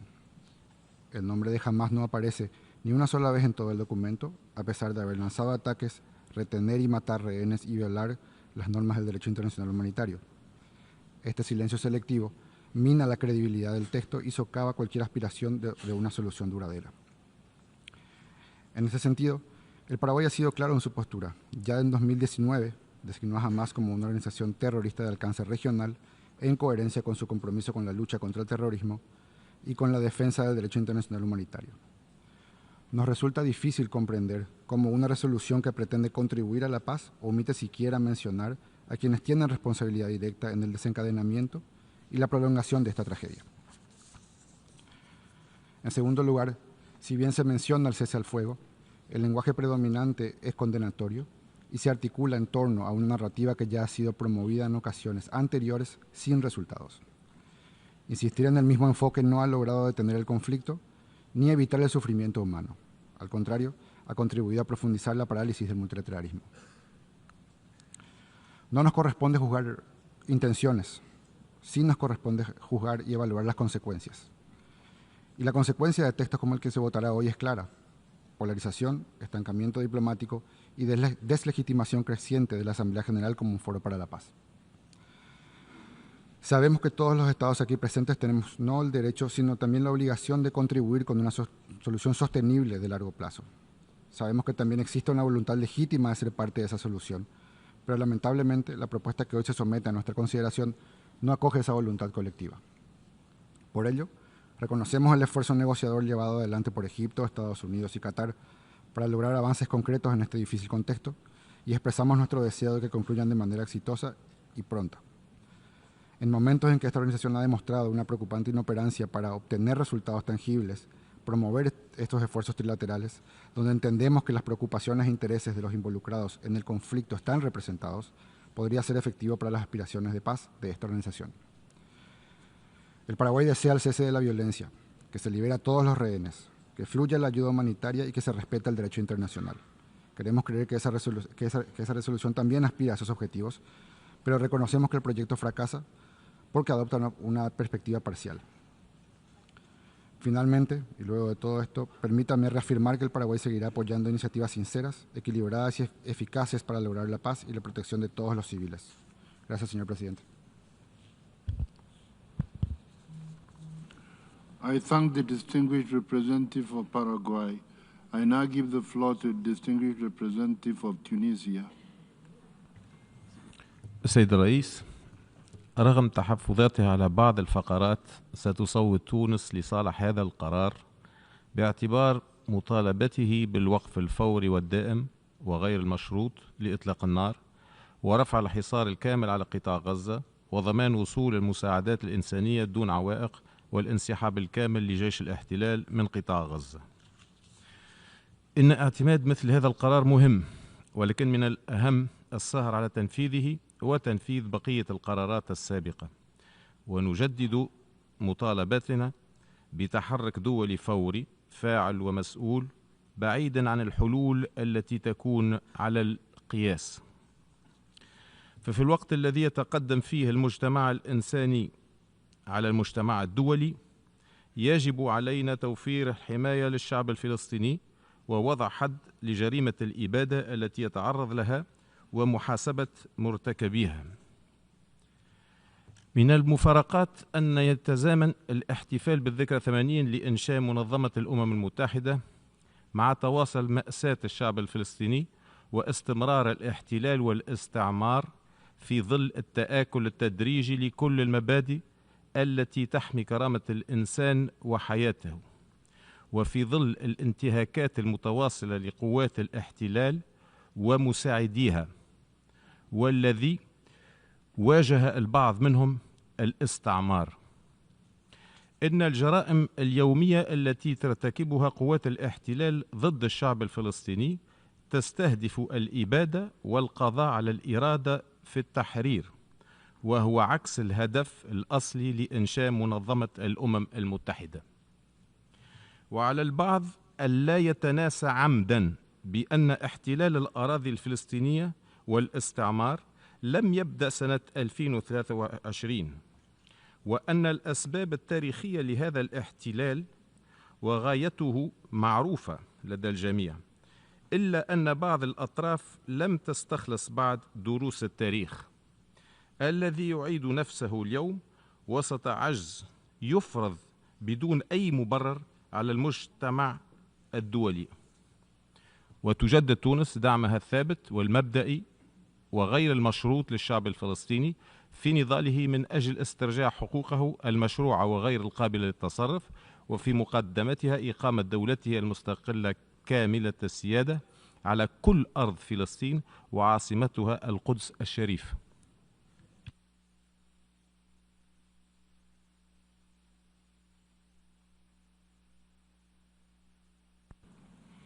I thank the distinguished representative of Tunisia. I now give the floor to the distinguished representative of Canada.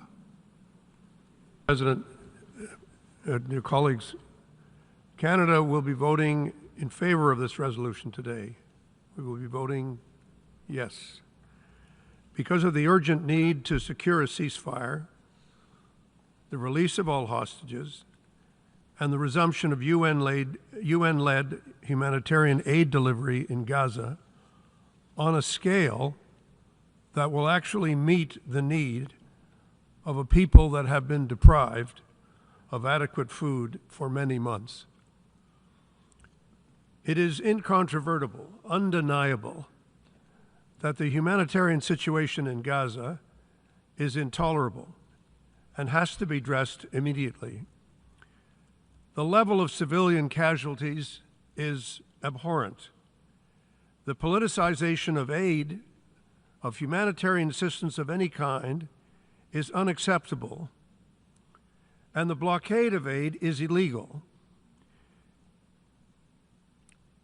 All parties have to comply with their obligations under international humanitarian law, as do all of us, including the protection of civilians. United Nations and humanitarian personnel must be protected. The parties to this conflict, and again, all of us, have an obligation to facilitate the rapid and unimpeded passage of humanitarian aid for Palestinian civilians that are in need. The fighting must stop. The hostages must be freed. The real negotiations about the future must start just as we deliver humanitarian aid to all who need it as quickly as possible. Having said this, Canada once again must say that we profoundly regret that this resolution does not, with explicit language, condemn Hamas's horrific terrorist attacks on October the 7th, 2023, in which over 1,200 people were killed. The taking of hostages, many of whom were killed, still remain in captivity and is entirely unacceptable to us, and frankly, I think to this Assembly. The first time we voted on this issue, Canada moved an amendment to include reference to Hamas. It was supported by over 60% of the people who were voting, representing countries in the chamber. It should be possible for us to do it again, and I'm sorry we're not possible for that to happen today. For our part, we continue to condemn Hamas unequivocally.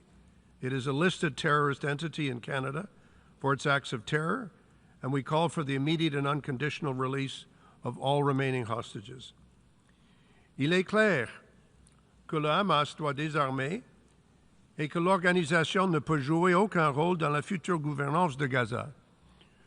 Tous les Palestiniens méritent d'être dirigés par un gouvernement légitime et représentatif, sans la participation d'une organisation terroriste. Notre vote ne dévie pas de notre soutien indéfectible à la sécurité d'Israël. Nous continuons à vouloir une amitié forte avec le peuple d'Israël fondée sur nos liens, nos valeurs et notre engagement commun en faveur de sa sécurité et de son avenir et l'avenir de son voisin. We also remain firmly committed to the two-state solution. The only viable pathway to the enduring peace and security that Israelis and Palestinians alike deserve. We will be discussing these issues in greater depth next week. But we believe firmly that the day in which two states can live side by side in security must come soon and must come closer. A day when we can speak the words shalom and salam together in peace, in respect, in dignity, and security. Thank you, Mr. President. I thank the distinguished representative of Canada. I now give the floor to the distinguished representative of Iraq. شكرا السيد الرئيس. في البداية نتقدم بالشكر إلى وفد مملكة إسبانيا لتقديمها مشروع القرار تأكيدا على موقف العراق الثابت والمبدئي تجاه القضية الفلسطينية العادلة وانطلاقا من التزامه بمبادئ ميثاق الأمم المتحدة وأحكام القانون الدولي. سيصوت العراق لصالح مشروع القرار A/ES/10/L/34-1 والذي يعكس دعما واضحا لمطالب الشعب الفلسطيني وحقوقه غير القابلة للتصرف وعلى رأسها حقه في تقرير المصير وإنهاء الاحتلال. أن تصويت العراق لصالح مشروع القرار يأتي تأكيدا على دعوته لوقف فوري ودائم لإطلاق النار في قطاع غزة وباقي الأراضي الفلسطينية المحتلة ولضمان إيصال المساعدات الإنسانية بشكل فوري وبدون شروط أو عوائق انسجاما مع مبادئ القانون الدولي الإنساني. وفي الوقت ذاته يسجل العراق تحفظه على بعض المصطلحات الواردة في بعض الفقرات المذكورة في القرار نظرا لتعارض مضامينها مع التشريعات الوطنية ومع الموقف العراقي المبدئي حيال القضية الفلسطينية. السيد الرئيس، لقد تجاوزت جرائم قوات الاحتلال الإسرائيلي كل الحدود الإنسانية والأخلاقية والقانونية وسقطت جميع الحجج الواهية التي تبرر هذه الجرائم، إذ لم يعد هنالك مجال للحديث عن حق الدفاع عن النفس عندما تتحول المدن إلى أنقاض والمستشفيات إلى مقابر. لقد كشفت الأيام أن الهدف الحقيقي هو إفراغ الأرض من أهلها وتدمير كل ما يجعل الحياة ممكنة في فلسطين. فأي قانون الدولي وأي مبادئ إنسانية هذه التي تسمح بإبادة شعب بأكمله وتدمير المستشفيات وتصمت أمام تجويع شعب بأكمله؟ أي ضمير عالمي هذا الذي يقف عاجزا أمام مشاهد الأطفال المشوهين تحت الأنقاض؟ إن ما يحدث في فلسطين اليوم ليس نزاعا بل هو إبادة جماعية بكل المعايير، فالأرقام تتحدث عن نفسها. السيد الرئيس، يجدد العراق دعمه الكامل للجهود الدولية الرامية إلى إنهاء الاحتلال الإسرائيلي ودعم حق الشعب الفلسطيني في تقرير مصيره وإقامة دولته المستقلة وعاصمتها القدس الشريف. شكرا جزيلا.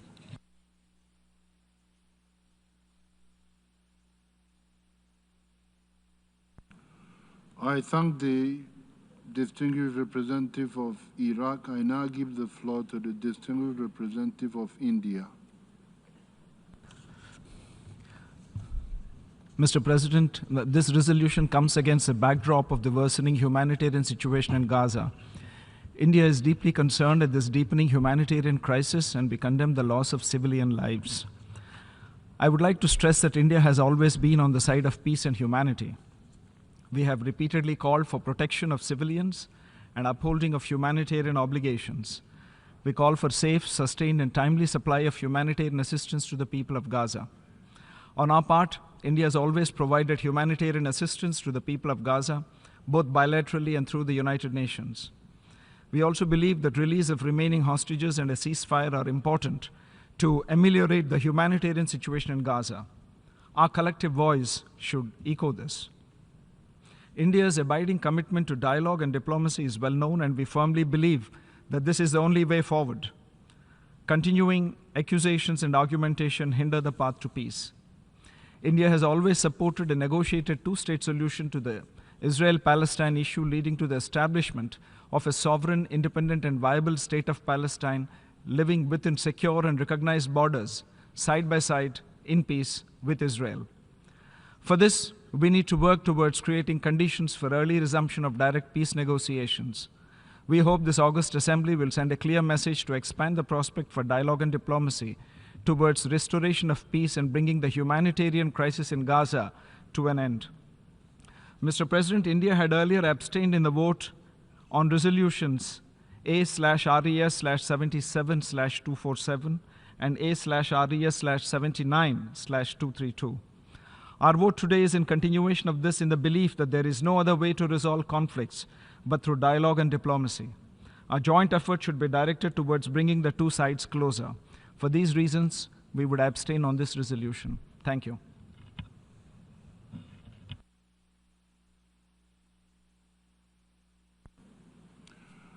I thank the distinguished representative of India. I now give the floor to the distinguished representative of Latvia.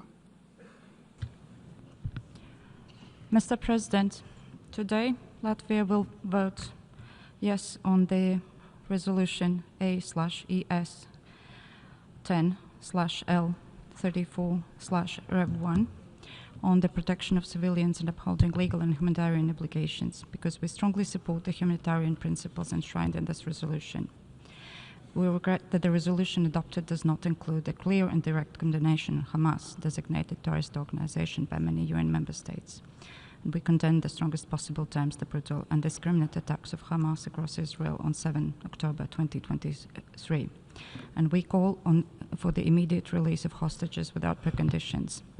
We also reiterate our recognition of the right of Israel to defend itself in line with the international law and international humanitarian law. Mr. President, the ongoing deadly violence only corroborates the need for a political horizon, ensuring lasting peace and security for both Israelis and Palestinians. Latvia continues to believe that the two-state solution, in line with the international parameters, is the only sustainable way to ensure peace, security, and prosperity for both Israelis and Palestinians. The international community should strive to create the conditions for resuming direct negotiations towards the same. I thank you.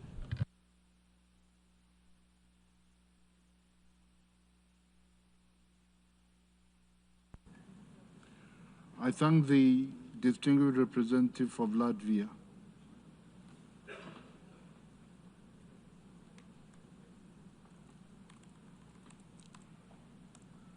Ladies and gentlemen, we suspend for 5 minutes.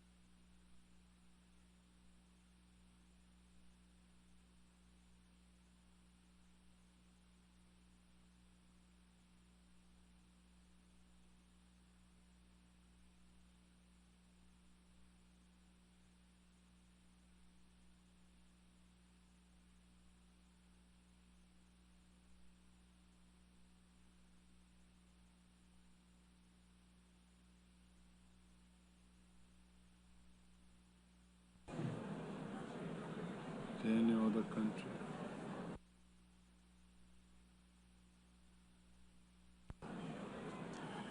Ladies and gentlemen, the meeting is resumed.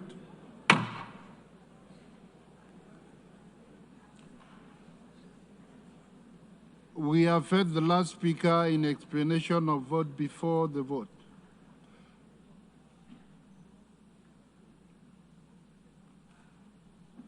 Do I have to suspend?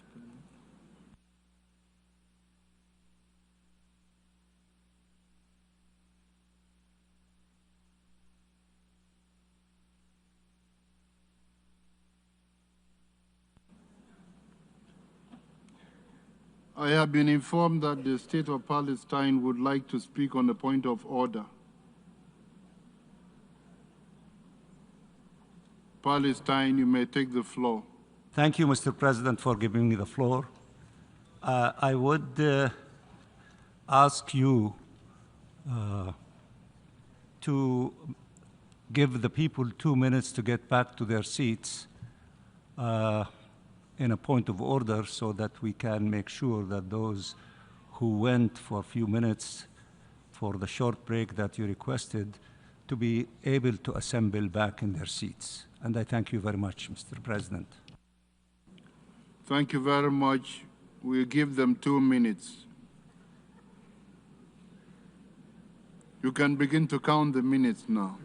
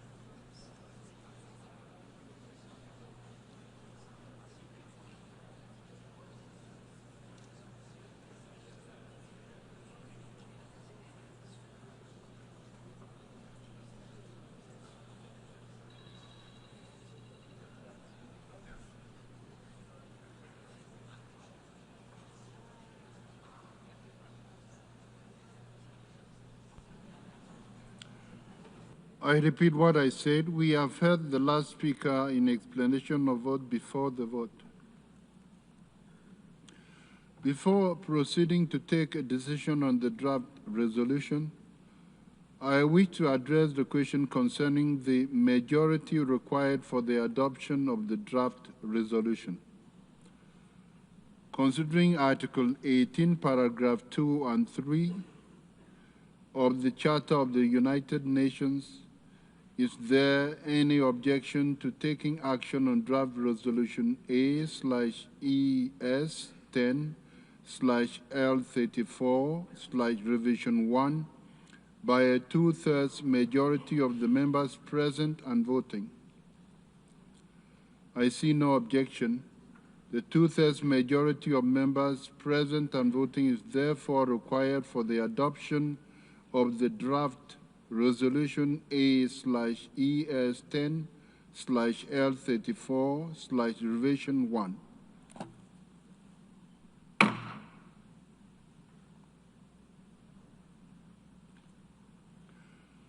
The Assembly will now take a decision on draft resolution A/ES10/L34/revision 1 entitled, and I quote, "Protection of Civilians and Upholding Legal and Humanitarian Obligations," end of quote. A recorded vote has been requested. We shall now begin the voting process. Those in favor of draft resolution A/ES10/L34/revision 1, please signify. Those against? Abstentions?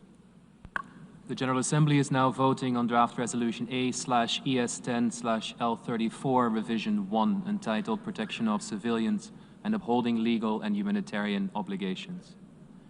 Will all delegations confirm that their votes are accurately reflected on the screen?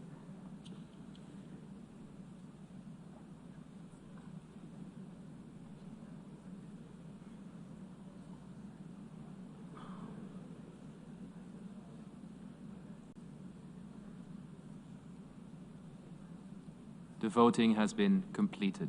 Please lock the machine.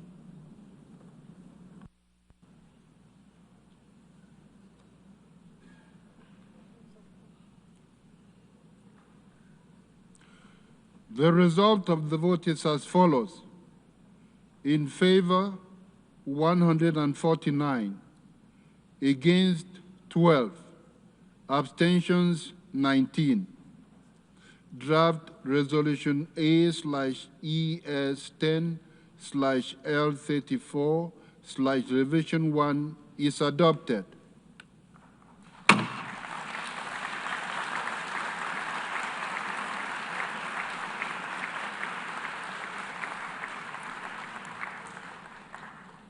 Before giving the floor for explanations of vote after the vote, may I remind delegations that explanations of vote are limited to 10 minutes and should be made by delegations from their seats.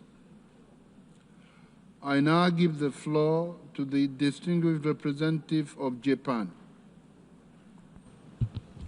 Thank you, Mr. President. At the outset, I wish to convey our appreciation to the Kingdom of Spain for its leadership. This initiative is timely, particularly at the moment when the people of Gaza have been enduring unconscionable human suffering marked by ever-intensifying hostilities and restrictions on humanitarian aid. Japan voted in favor of the draft resolution as its core values are in alignment with the steadfast position of my country. Namely, it is imperative to achieve an immediate ceasefire, immediate and unconditional release of all remaining hostages, and unfettered humanitarian access throughout Gaza.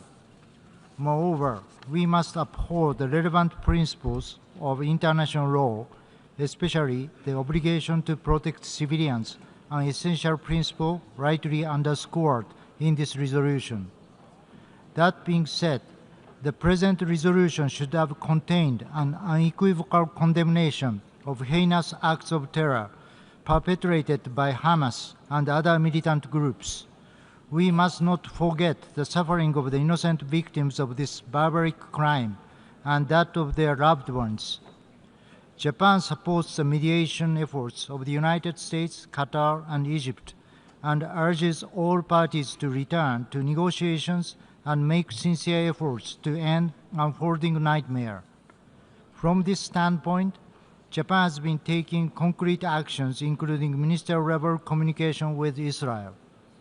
During the meeting of the Japanese and the Israeli foreign ministers in Tokyo last month, Foreign Minister Iwaya Takeshi directly conveyed Japan's serious concerns to his Israeli counterpart, urging full adherence to international law, including international humanitarian law.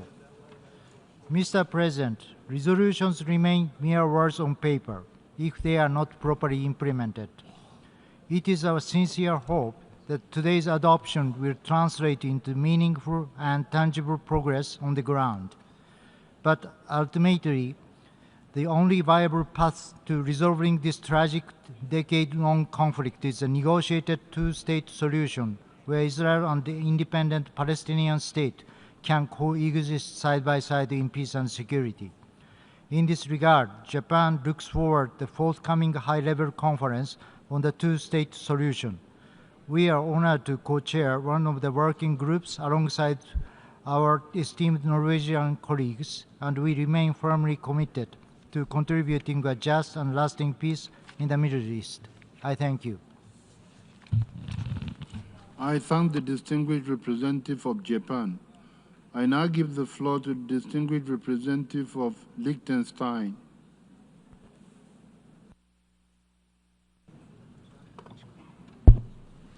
Mr. President, we thank you for your timely convening of this emergency special session after the veto cast by the United States on a resolution supported by the other 14 members of the Security Council last week. We appreciate the special report adopted by the Council after that veto and hope that the Council will continue to demonstrate its continued accountability to the membership when it fails to uphold its primary responsibility for the maintenance of peace and security set out in the Charter. I want to take this opportunity to explain Liechtenstein's vote in favor of the resolution just adopted entitled Protection of Civilians and Upholding Legal and Humanitarian Obligations.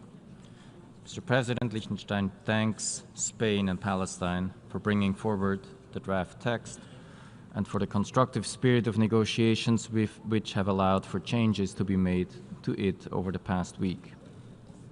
Indeed, we believe that the ongoing conflict is an overwhelming failure of civilian protection. As we speak, Palestinians are starving in conditions close to famine under a blockade imposed by Israel in violation of its obligation under international humanitarian law, with no recognizable plan to get humanitarian aid into the hands of civilians. Hostages still languish in the detention of armed groups in furtherance of a grave breach of international humanitarian law. The situation so clearly demonstrates the obvious: there is no military solution, there is only a political solution. This is why we meet here today. Mr. President, Liechtenstein again calls on all parties and all those with influence on them to let the UN do its job. This organization has the ability fundamentally to keep people alive. The last few weeks have demonstrated that it is not possible to replace or substitute the life-saving work of UNRWA at scale. All United Nations and humanitarian personnel must be able to do this work. It is the least that can be done to save the civilian population in Gaza. All actors must fulfill their obligations under international law, notably international humanitarian law, in this regard. Liechtenstein also notes the importance of the upcoming advisory opinion of the International Court of Justice proposed last year by Norway, and with Liechtenstein's support in this regard. Mr. President, the membership will discuss the two-state solution at greater length at next week's summit meeting. But let us remind all actors, including those looking to effect demographic change, the two-state solution is not up for debate, only its implementation is. In partial fulfillment of its own Resolution 181, this Assembly has indeed recognized the existence of two states, Israel and the State of Palestine. Attempts to change this reality by force are in opposition to the purposes and principles of this organization and the expressed will of its membership. Liechtenstein looks forward to working with all states to protect civilians and to uphold international law. I thank you. I thank the distinguished representative of Liechtenstein. I now give the floor to the distinguished representative of the United Kingdom. Thank you, President. The United Kingdom voted in favour of this resolution in line with our unwavering determination to end the suffering in Gaza, bring the hostages home, and move towards lasting peace in the region. Let me start by repeating our unequivocal condemnation of Hamas and their despicable actions on and since the 7th of October. They must be held accountable and can play no role in the future governance of Gaza. The UK's commitment to Israel's security is resolute. President, the text of this resolution is clear that both Israel and Hamas need to agree to an immediate and unconditional ceasefire, that Hamas must immediately and unconditionally release the hostages, and that Israel, as the occupying power, must end its blocks on aid and ensure unhindered humanitarian access. And crucially, there must be an end to any actions that stand in the way of a two-state solution and the best chance for peace for the Israeli and Palestinian people.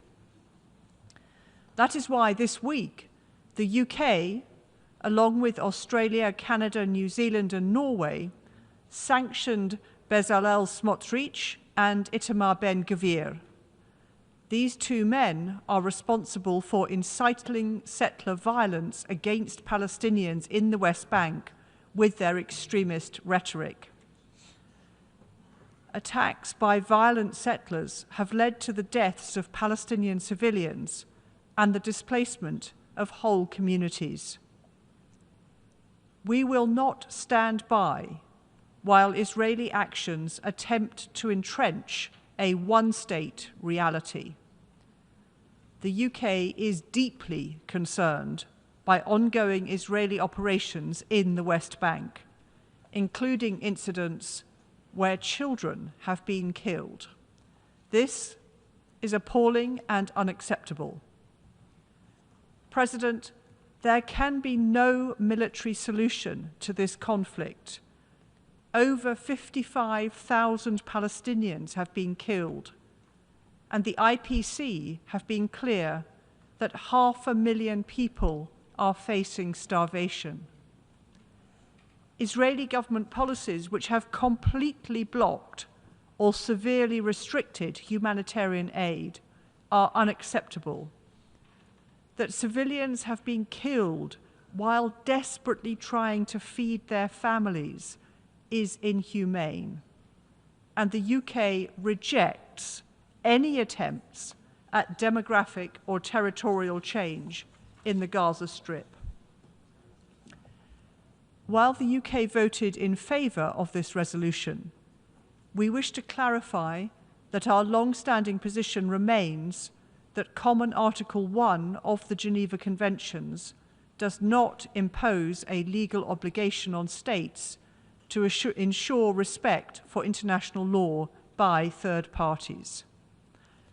President, a two-state solution remains the only viable framework for a just and lasting peace. This is the fundamental principle that we must continue to strive for, to end the cycle of violence and give Palestinians and Israelis alike a better future. We welcome the leadership of France and Saudi Arabia in convening next week's conference in pursuit of this. I thank you. I thank the distinguished representative of the United Kingdom. I now give the floor to the distinguished representative of the Republic of Korea. Mr. President, as a Security Council member, the Republic of Korea has reiterated its deep concerns over the catastrophic humanitarian situation in Gaza. We have also stressed that it is an obligation of the occupying power to allow full and unimpeded humanitarian aid for innocent civilians in Gaza, in full cooperation with the UN and other humanitarian agencies. We have also strongly called for an immediate ceasefire in Gaza and expressed our steadfast support for the ongoing efforts by mediating countries, US, Qatar, and Egypt, to secure a deal for a ceasefire and release of all hostages. Mr. President, today we voted in favor of the resolution tabled by Spain based on our principled and rule-based positions. We viewed the important elements included in the text of the resolution, including the demands for a ceasefire and release of all hostages held by Hamas for compliance with the obligations under international law and for the full and unhindered entry of humanitarian aid, as well as an unwavering commitment to the two-state solution. While we voted for the resolution adopted today, we understand its final text was a result of a compromise among member states to garner support as widely as possible. Thus, we would like to reaffirm our consistent position condemning the horrific terrorist attack by Hamas on October 7. Heading toward the high-level conference on the two-state solution to be held next week, we hope that the efforts by the international community, including the General Assembly, will contribute to restoring peace and stability in the region, as well as to enhancing the political horizon for a better future for both Palestinians and Israelis based on the two-state solution. I thank you, Mr. President. I thank the distinguished representative of the Republic of Korea. I now give the floor to the distinguished representative of Czechia. Well, thank you, Mr. President. And allow me first to express our deep concern regarding the grave humanitarian situation unfolding in Gaza. Czechia supports efforts to find a meaningful and durable resolution to the fighting on the ground, including the swift release of all hostages. The tragic developments we are witnessing clearly demonstrate that this protracted conflict cannot and will not be resolved by force alone.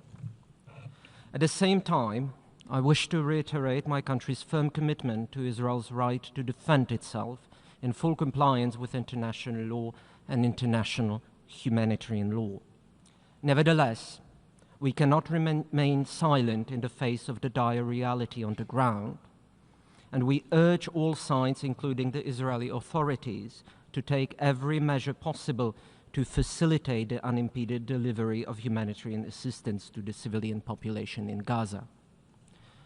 Mr. President, we indeed support many aspects of this resolution, particularly those explicitly aimed at addressing humanitarian needs in Gaza.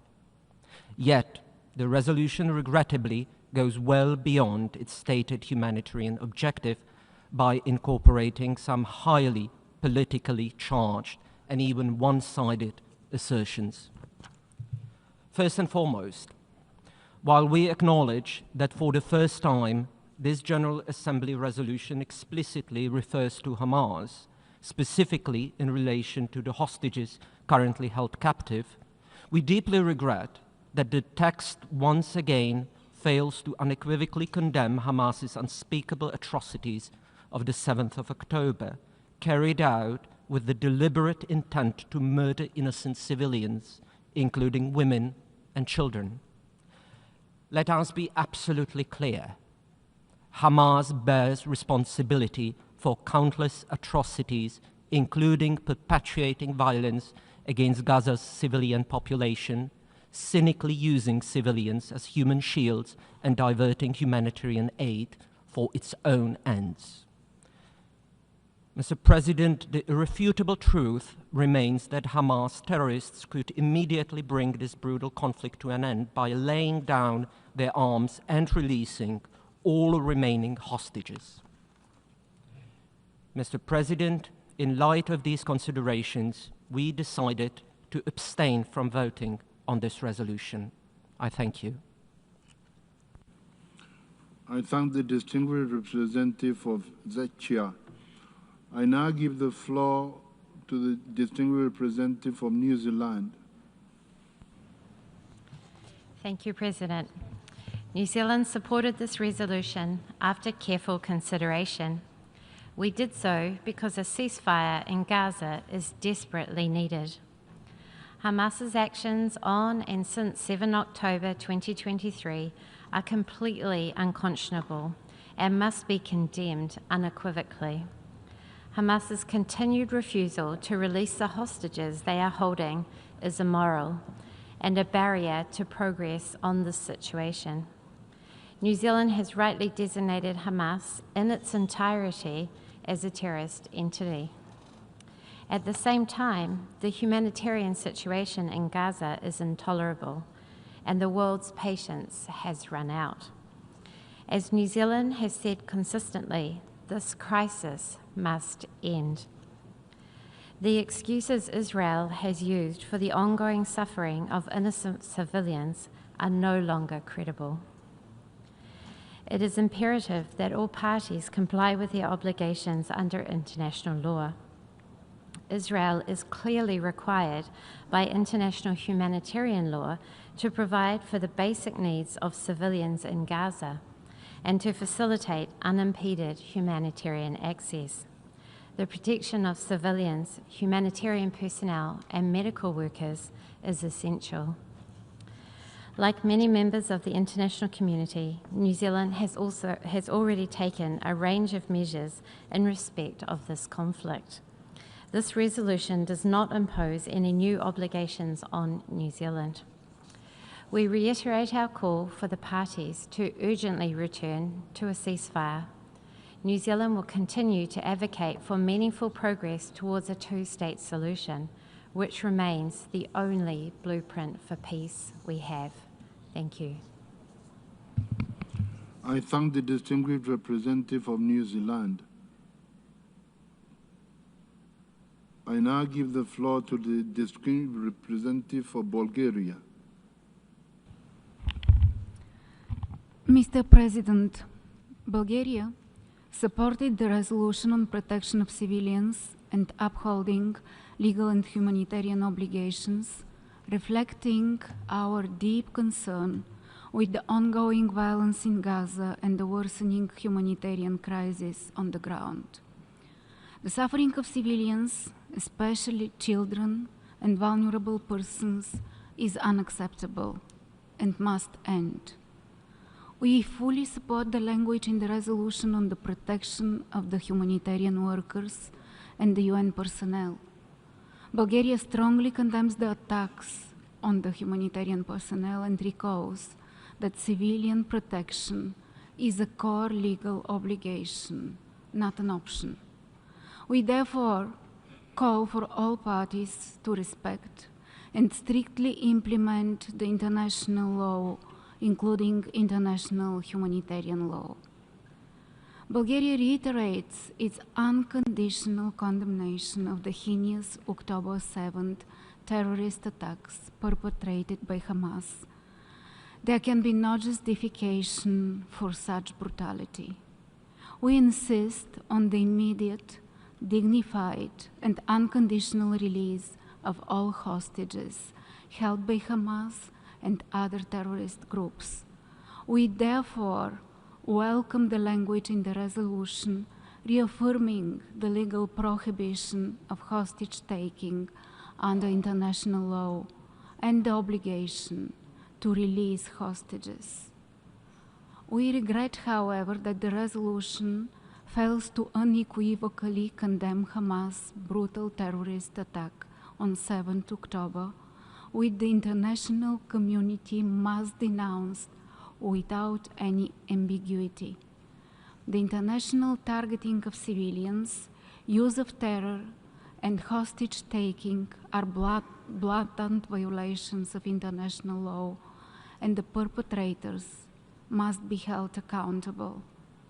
Bulgaria adds its voice to the call for upholding international law, recalls the need to fully implement the decisions and orders of the international courts, and will continue to oppose any attempts to politicization of the international judicial institutions.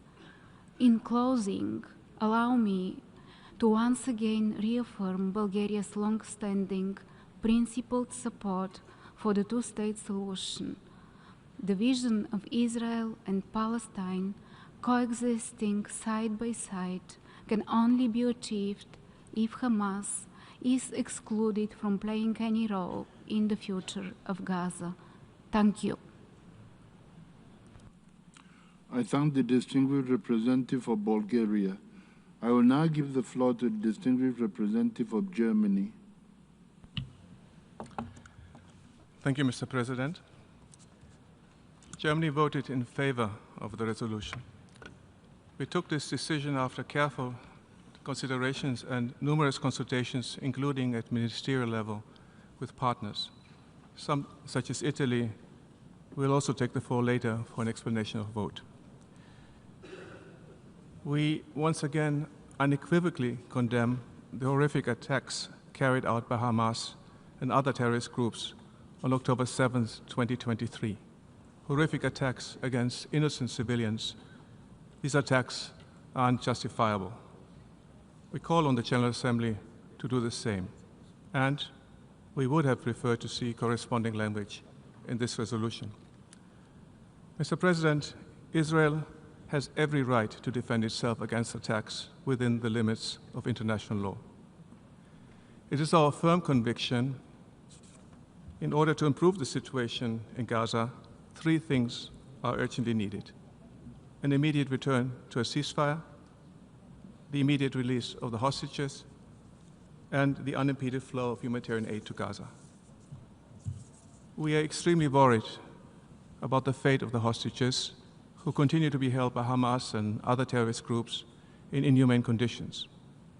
Hamas must release all hostages, and Hamas must lay down its arms immediately and unconditionally. There can be no future for Gaza with Hamas, neither in government nor militarily, and Hamas must be held accountable for its crimes. The use of civilian infrastructure for military purposes and any misuse of humanitarian assistance is utterly unacceptable. But Hamas cannot be defeated by military means alone. What is needed above all is a long-term political plan for the future of Gaza after the war. We are convinced that the two-state solution is the only realistic path that can allow both Israelis and Palestinians to coexist in peace, sovereignty, security, and dignity, and it is also the only path towards lasting peace and stability in the region. Germany fully supports the realization of the right of the Palestinian people to self-determination and their legitimate aspirations to establish their own state. Our approach is to help build the Palestine state every single day by developing and strengthening its foundation and future institutions through financial and technical cooperation. At the same time, Mr. President, Germany bears a special responsibility for Israel and for Israel's security. We firmly believe that the vision of an independent, democratic, and viable Palestinian state can only be achieved through negotiations. Germany is working actively and constructively with the international community toward this goal. I thank you. I thank the distinguished representative of Germany. I now give the floor to the distinguished representative of China. 主席，我感谢你举行今天的紧急特别联大。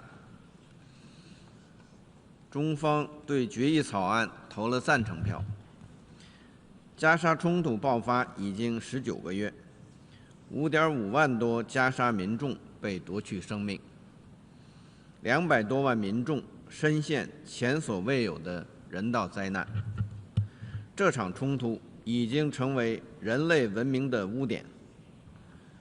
上周，安理会10个非常任理事国提出了加沙人道问题决议草案，得到了14个安理会成员的支持，但再次遭到美国的否决。中方对此深感失望和遗憾。刚刚通过的这份联大决议草案反映了国际社会的压倒性呼声，发出了强有力的政治信号，体现了绝大多数会员国的团结与共识。我们绝不能继续允许无辜平民死亡。以色列持续升级对加沙的军事进攻，每天都有大量无辜生命消逝。无论用什么样的借口杀害平民，都不会变得高尚和正义。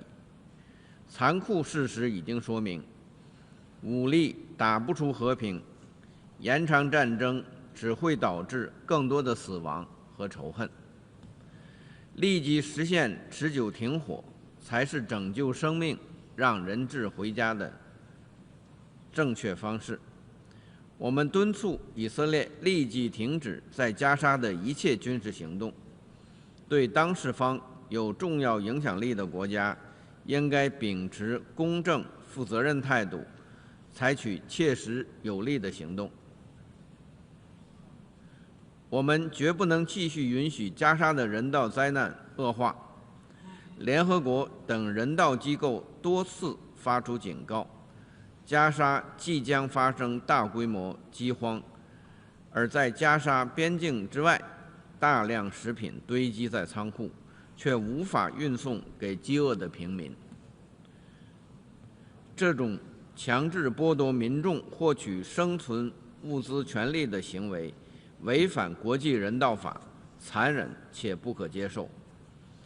联合国已经指出，美国、以色列推动的人道物资分配机制违反公正、独立和中立原则，不足以缓解人道局势，反而给平民带来更大的危险。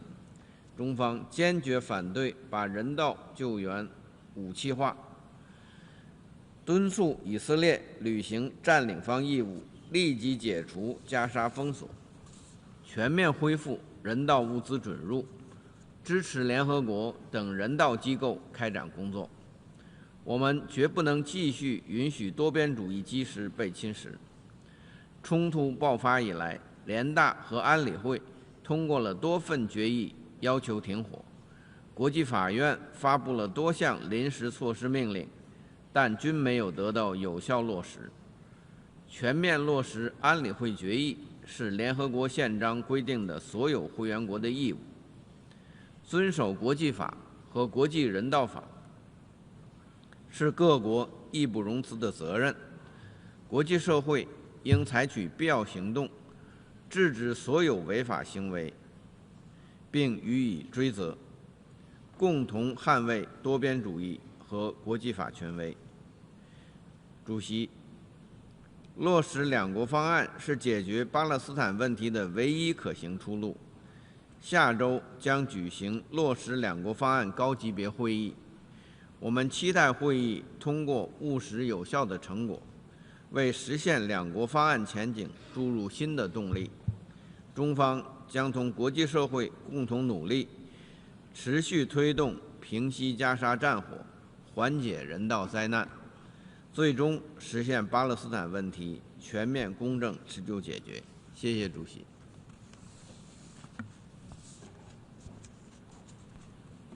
I thank the distinguished representative of China.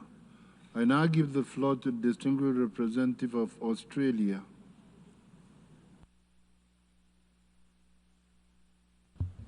Thank you, President. Australia voted in favour of this resolution because we want to see an immediate return to a ceasefire in Gaza, the unconditional and immediate release of hostages, adherence to international humanitarian law by all parties, and rapid, sustained and unimpeded humanitarian access.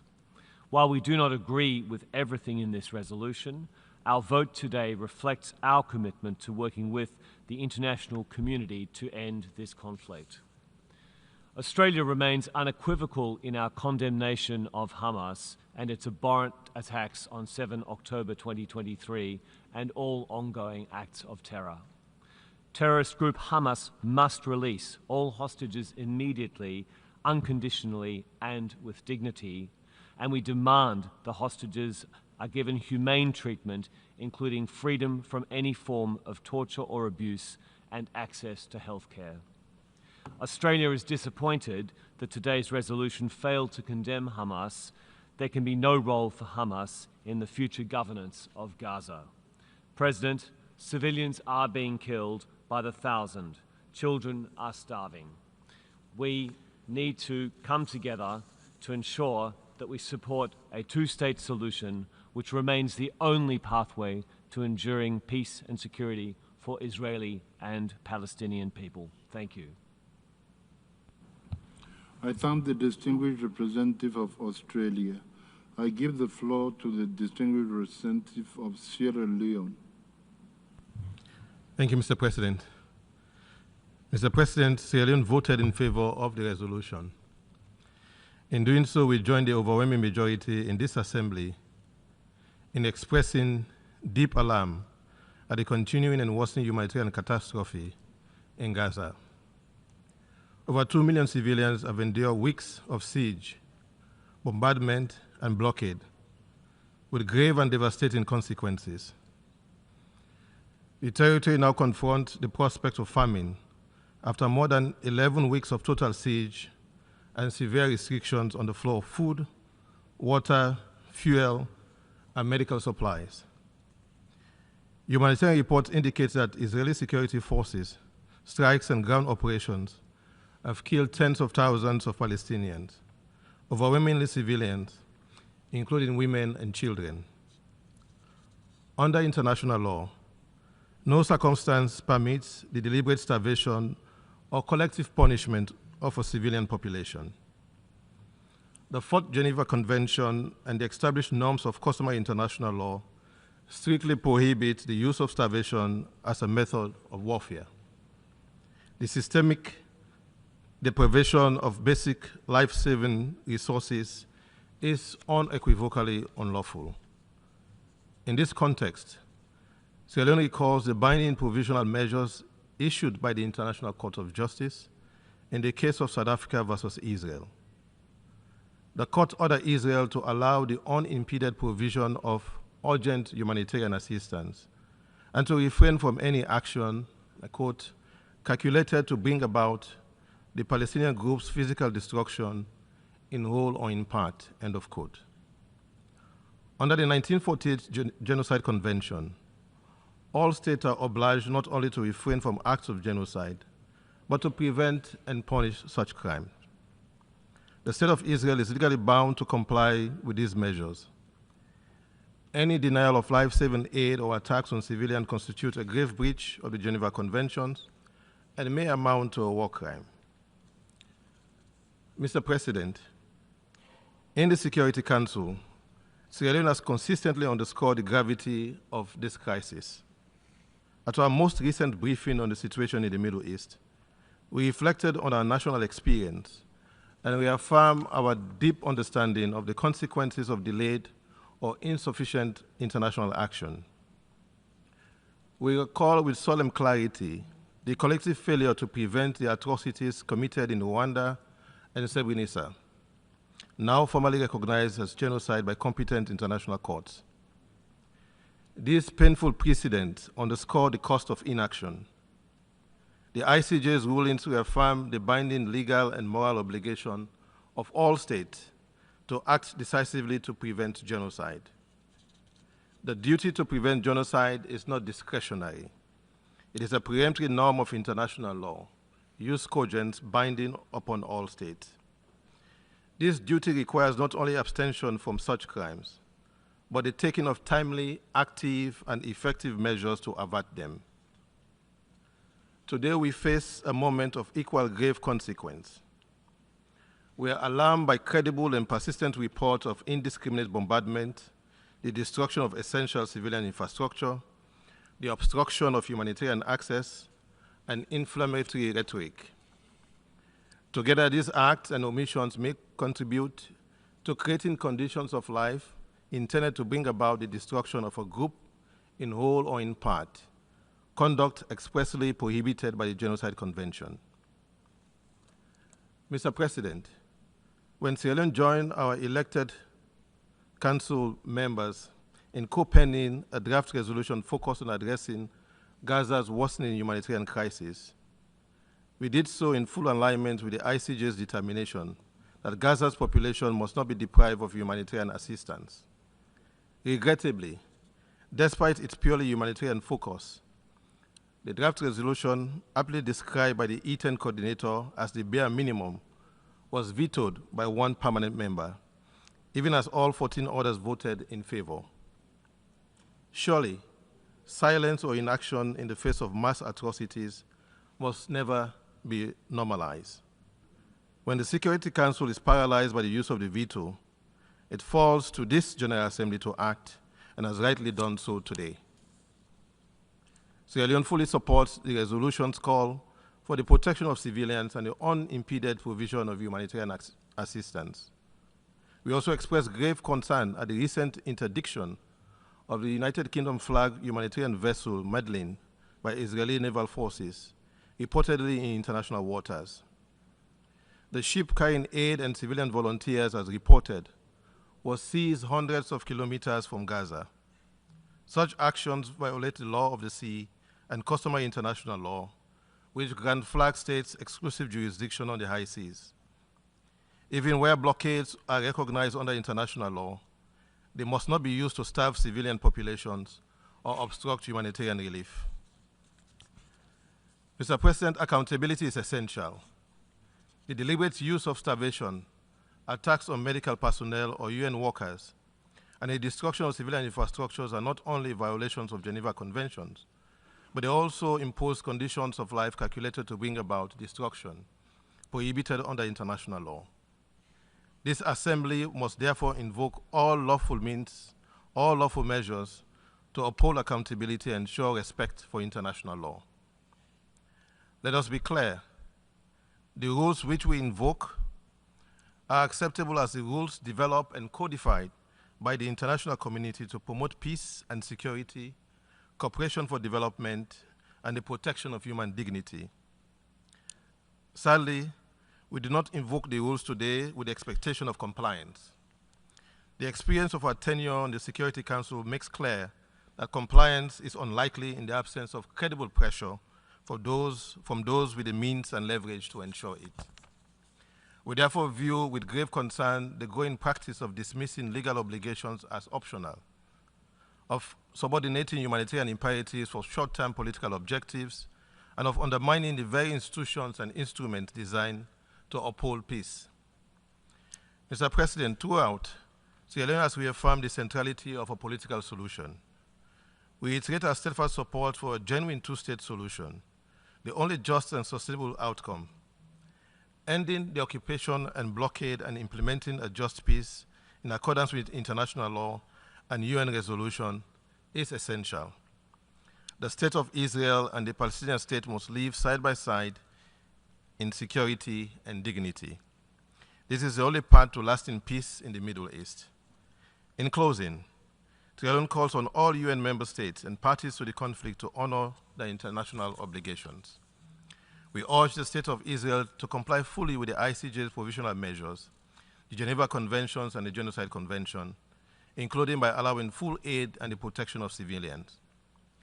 We demand that Hamas and all armed groups to refrain from targeting civilians or using them as human shields, and to release the hostages.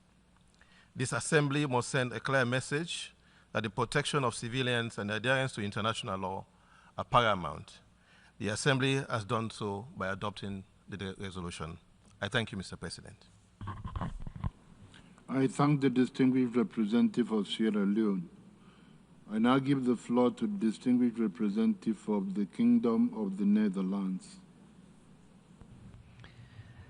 Thank you, Mr. President. And I thank you for convening today's ESS, and I have the honor to deliver this explanation of vote on behalf of the Kingdom of the Netherlands. The Kingdom of the Netherlands voted in favor of the resolution. Our position is clear. The current cycle of violence is not the way forward for the sake of the hostages, the Palestinians, and for Israel. We therefore regret the veto cast in the Security Council. Mr. President, we condemn the humanitarian blockade of Gaza, which is contrary to international humanitarian law, and we call on Israel to immediately resume rapid, safe, and unhindered access to Gaza for humanitarian aid and basic services, including electricity. Humanitarian aid should never be militarized or used as political leverage and should be compatible with the humanitarian principles of neutrality, impartiality, and independence. We underline the critical importance of full, safe access for professional mandated humanitarian organizations, including the United Nations, the Red Cross and Red Crescent Movement, and their partners, to reach all people in need across Gaza. We urgently recall Resolution 2417, adopted with landmark expression of unity.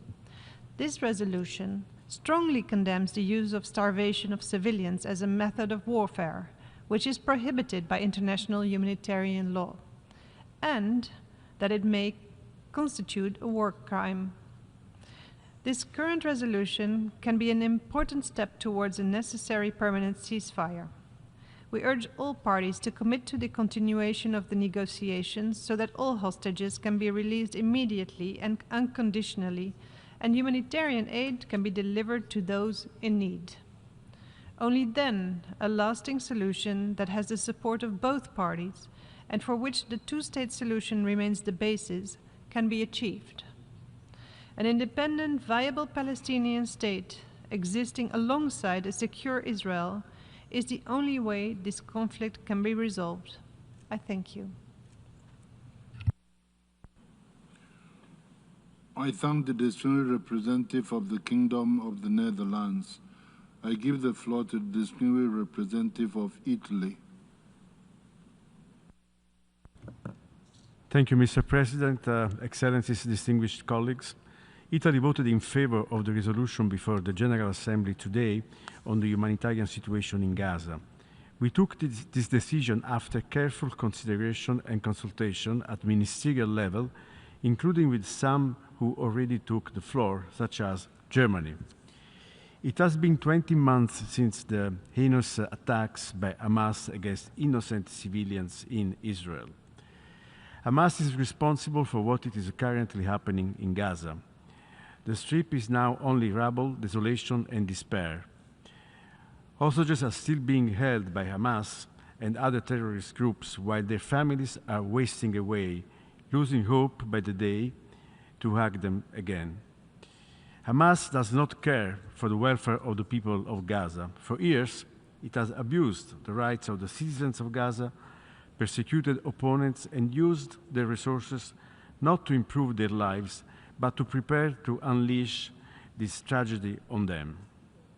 In the current crisis, Hamas is turning its people mercilessly into human shields and starving them. Let there be no mistakes about it. In this situation, the only solution to exit this deadlock is a diplomatic one. The only way to release the hostages passes through diplomacy. Here, too, Hamas seeks to preserve its own rule, not to improve on the predicament of the people of Gaza. We recognize the inherent right of Israel to self-defense, and we strongly reiterate the imperative to take all the hostages back home. Such objectives could, however, be realistically achieved only with an immediate ceasefire that would also alleviate the immense suffering of the Gazan civilians. It is essential that the territories of the Strip are made accessible to the action of international organizations, making it possible to resume full and unimpeded humanitarian assistance to the people of Gaza based on the respect of the rules of international humanitarian law. With today's resolution, the international community addresses those points, focusing on the indispensable humanitarian efforts to end the civilian misery, release the hostages, prevent further loss of life in Gaza. Of course, no resolution is perfect. We would have preferred to see in the text a clear condemnation of Hamas for all the above-mentioned reasons, or a paragraph spelling that hostage-taking and the use of civilians as a human shield are unequivocally against international humanitarian law. Notwithstanding those lacunae, we decided nonetheless to vote yes because of the overarching objective to get an immediate ceasefire, sparing innocent civilians, innocent women and children life, and making sure that humanitarian assistance is supplied immediately at scale and safely. Attaining this objective should also involve finding a solution to the Palestinian question. Italy firmly believes in a two-state solution whereby two states, Israel and Palestine, live in peace, dignity and security within international recognized borders, and two people, Israeli and Palestinians, have an equal right to exist and thrive. Italy will continue to work relentlessly toward this objective, also by co-chairing with Indonesia the Working Group on Security for Israelis and Palestinians in the framework of the Conference on the Two-State Solutions from June 17 to June 20. Thank you, Mr. President. I thank the distinguished representative of Italy. Now I give the floor to the distinguished representative of Thailand. Mr. President, Thailand voted in favor of this resolution because of our firm conviction that to address the urgent humanitarian crisis in Gaza is not only a moral imperative, but also a fundamental responsibility of the international community. Thailand remains deeply concerned about the dire humanitarian situation in Gaza and echoes the urgent appeal for the immediate, safe, and unhindered delivery of humanitarian assistance to all civilians in need. The UN personnel and humanitarian aid workers must be protected by all parties. The role of the UNRWA is critical to providing essential services and much-needed assistance, as well as to protect the rights and dignity of the Palestinian people. We call upon the international community to render support for its vital work. As we strengthen our collective humanitarian efforts, Thailand reiterates the urgent need for the international community to adopt a constructive approach towards achieving a lasting and sustainable peace in the region. Thailand urges all parties involved in the conflict to engage in diplomatic efforts to secure an immediate and durable ceasefire, the unconditional release of all remaining hostages, and the resumption of meaningful dialogue. We support the continued efforts of all parties concerned towards achieving a peaceful solution to the conflict, with the realization of the two-state solution by which the states of Israel and Palestine live side by side in peace and security in accordance with international law and the relevant United Nations resolutions. Lasting peace and stability in the Middle East must be supported by the creation of sustainable livelihoods and the promotion of the well-being of the Palestinian people. Thailand welcomes ongoing efforts toward the recovery and reconstruction of Gaza. We take this opportunity to reaffirm our determination to take part in these reconstruction and long-term development endeavors, which are crucial for ensuring a viable and prosperous future of the state of Palestine. In conclusion, Thailand once again reiterates its unwavering commitment to humanitarian efforts, as reflected in our vote today.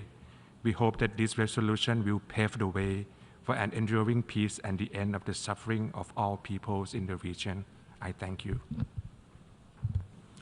I thank the distinguished representative of Thailand. I now give the floor to the distinguished representative of Cyprus.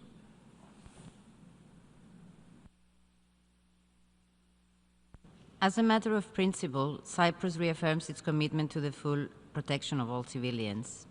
Moreover, Cyprus supports that all parties to armed conflicts must comply with their obligations under international law, including the UN Charter, international humanitarian law, and international human rights law.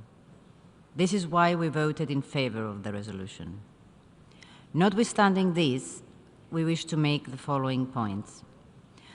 Cyprus unequivocally condemns the heinous terrorist attacks by Hamas on October 7th. And in this regard, we acknowledge the legitimate security concerns of Israel and its right to self-defense in line with international law. We also join the calls for the resumption of negotiations for a lasting and permanent ceasefire, which will entail the release of all hostages. All restrictions must be lifted to enable the immediate reestablishment of safe, sustained, and unimpeded flow of humanitarian assistance at scale for the civilians in Gaza. Mr. President, ultimately, the only sustainable way forward that meets the security concerns and needs of the legitimate stakeholders is reviving the Middle East peace process on the basis of a two-state solution in line with the UN resolutions. We will continue actively supporting this aim of achieving enduring conditions of peace and dignity, equally for Israelis and Palestinians alike, as well as for fostering long-term stability in the Middle East as a whole. I thank you. I thank the distinguished representative of Cyprus. I now give the floor to the distinguished representative of the Marshall Islands. Mr. President, I wish to provide a short statement in explanation of our vote on Resolution L34. This resolution is now inadequate, and this continued undertaking now dysfunctional, where we vote on nearly the same words in repetition. Many in our remote Pacific Islands care deeply about what's happening and taking place in Gaza and Israel. Stories handed down by generations before us about World War II, the death, devastation, sufferings, and hunger visited upon our people and islands are part of our history. So while we may be a small speck of islands on the other side of the world and far from what's happening in Gaza and Israel, having experienced war, we know and we do care deeply about the humanitarian sufferings and the security issues raised in this resolution. Resolution 34 addresses the current humanitarian crisis in the occupied Palestine and in particular Gaza. It calls for the ceasefire to resume and for accountability regarding violations of international law for all parties, including international humanitarian law with regards to the denial of access to humanitarian aid and the use of starvation as a method of warfare. Last year, the UN Security Council passed a resolution nearly identical to this one before the General Assembly today. This resolution today, just like the UN Security Council resolution, reflects our humanitarian and legal consensus. And today we remain without a clear endpoint to a ceaseless civilian tragedy in Gaza, and the need persists to fully resolve kidnapped hostages and their remains. This resolution clearly states the due obligation under international law to deliver humanitarian aid unrestricted and without prescribing the distribution channel. That such a fundamental need for humanitarian survival becomes a patrolled mass killing as of grave concern. Yet also of concern is any potential for Hamas to take part in aid diversion.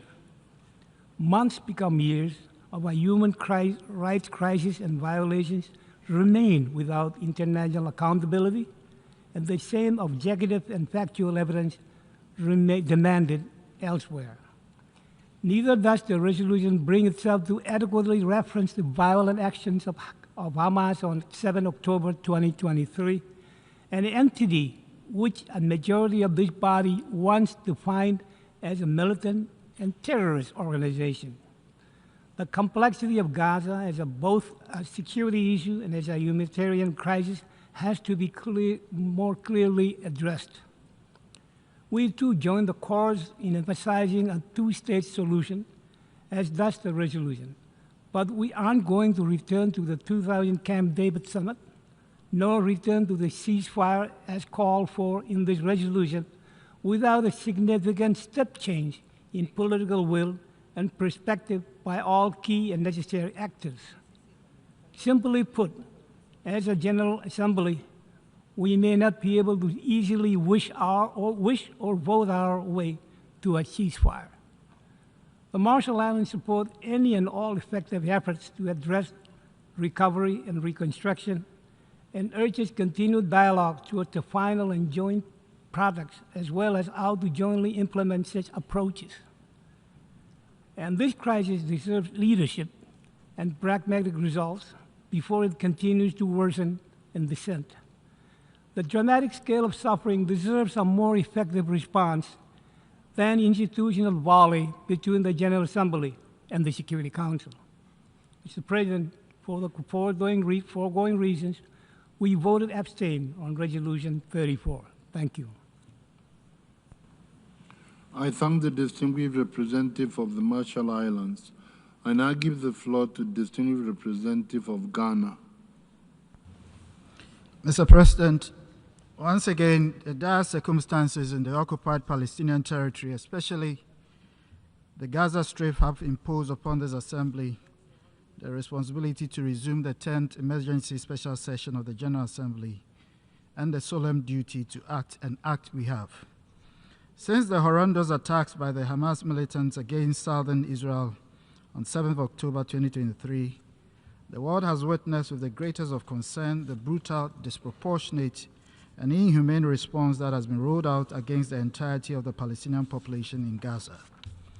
Indeed, Ghana condemned Hamas for the brutal killing of the 1,200 innocent Israeli citizens and continues to do so for its holding hostage many innocent lives. However, the response to the continued military hostilities against the people of Gaza and the blockage of humanitarian aid to almost 2 million people with grave consequences for their survival as a people can only be a resounding no more. Mr. President, for my delegation, the outcome of the vote this afternoon is a reflection that no matter how grim circumstances may appear to be, the world is always filled with people ready to stand with what is right and to make their voices count. While Ghana takes careful note of the legitimate concerns of the State of Israel, the overriding interest of our common humanity, and the necessity to restrain all actions within the limits of international law and the Charter of the United Nations compelled us to affirm strongly our unambiguous support for the resolution. We hold that this Assembly's decision today is a clear signal to Hamas that the international community does not tolerate its intransigent acts that run counter to the interest of the Palestinian people in Gaza. It must immediately and unconditionally release all hostages and take seriously all ongoing mediation efforts to activate the different phases of the broken ceasefire agreement that is now required more than ever. The future of the Palestinian people is at stake, and many of us here recognize it. But so also is the future of Israel and its people. Ghana therefore calls for both parties to seize the window of opportunity for peace that has narrowly been opened and to make determined efforts towards the immediate cessation of the conflict, the release of all hostages, the opening of access for humanitarian assistance, and the preservation of important pillars of promise that can restore a political horizon for a future dialogue, rebuilding, and the creation of the foundations that would enable the evolution of a peace-loving Palestinian state to exist side by side with the State of Israel. Thus far, war, death, and destruction have prevailed. But now, with the adoption of the resolution this afternoon, we must give peace its chance. I thank you very much. I thank the distinguished representative of Ghana. We have heard the last speaker in explanation of vote for this meeting. We shall hear the remaining speakers at a later date to be announced. The meeting is adjourned.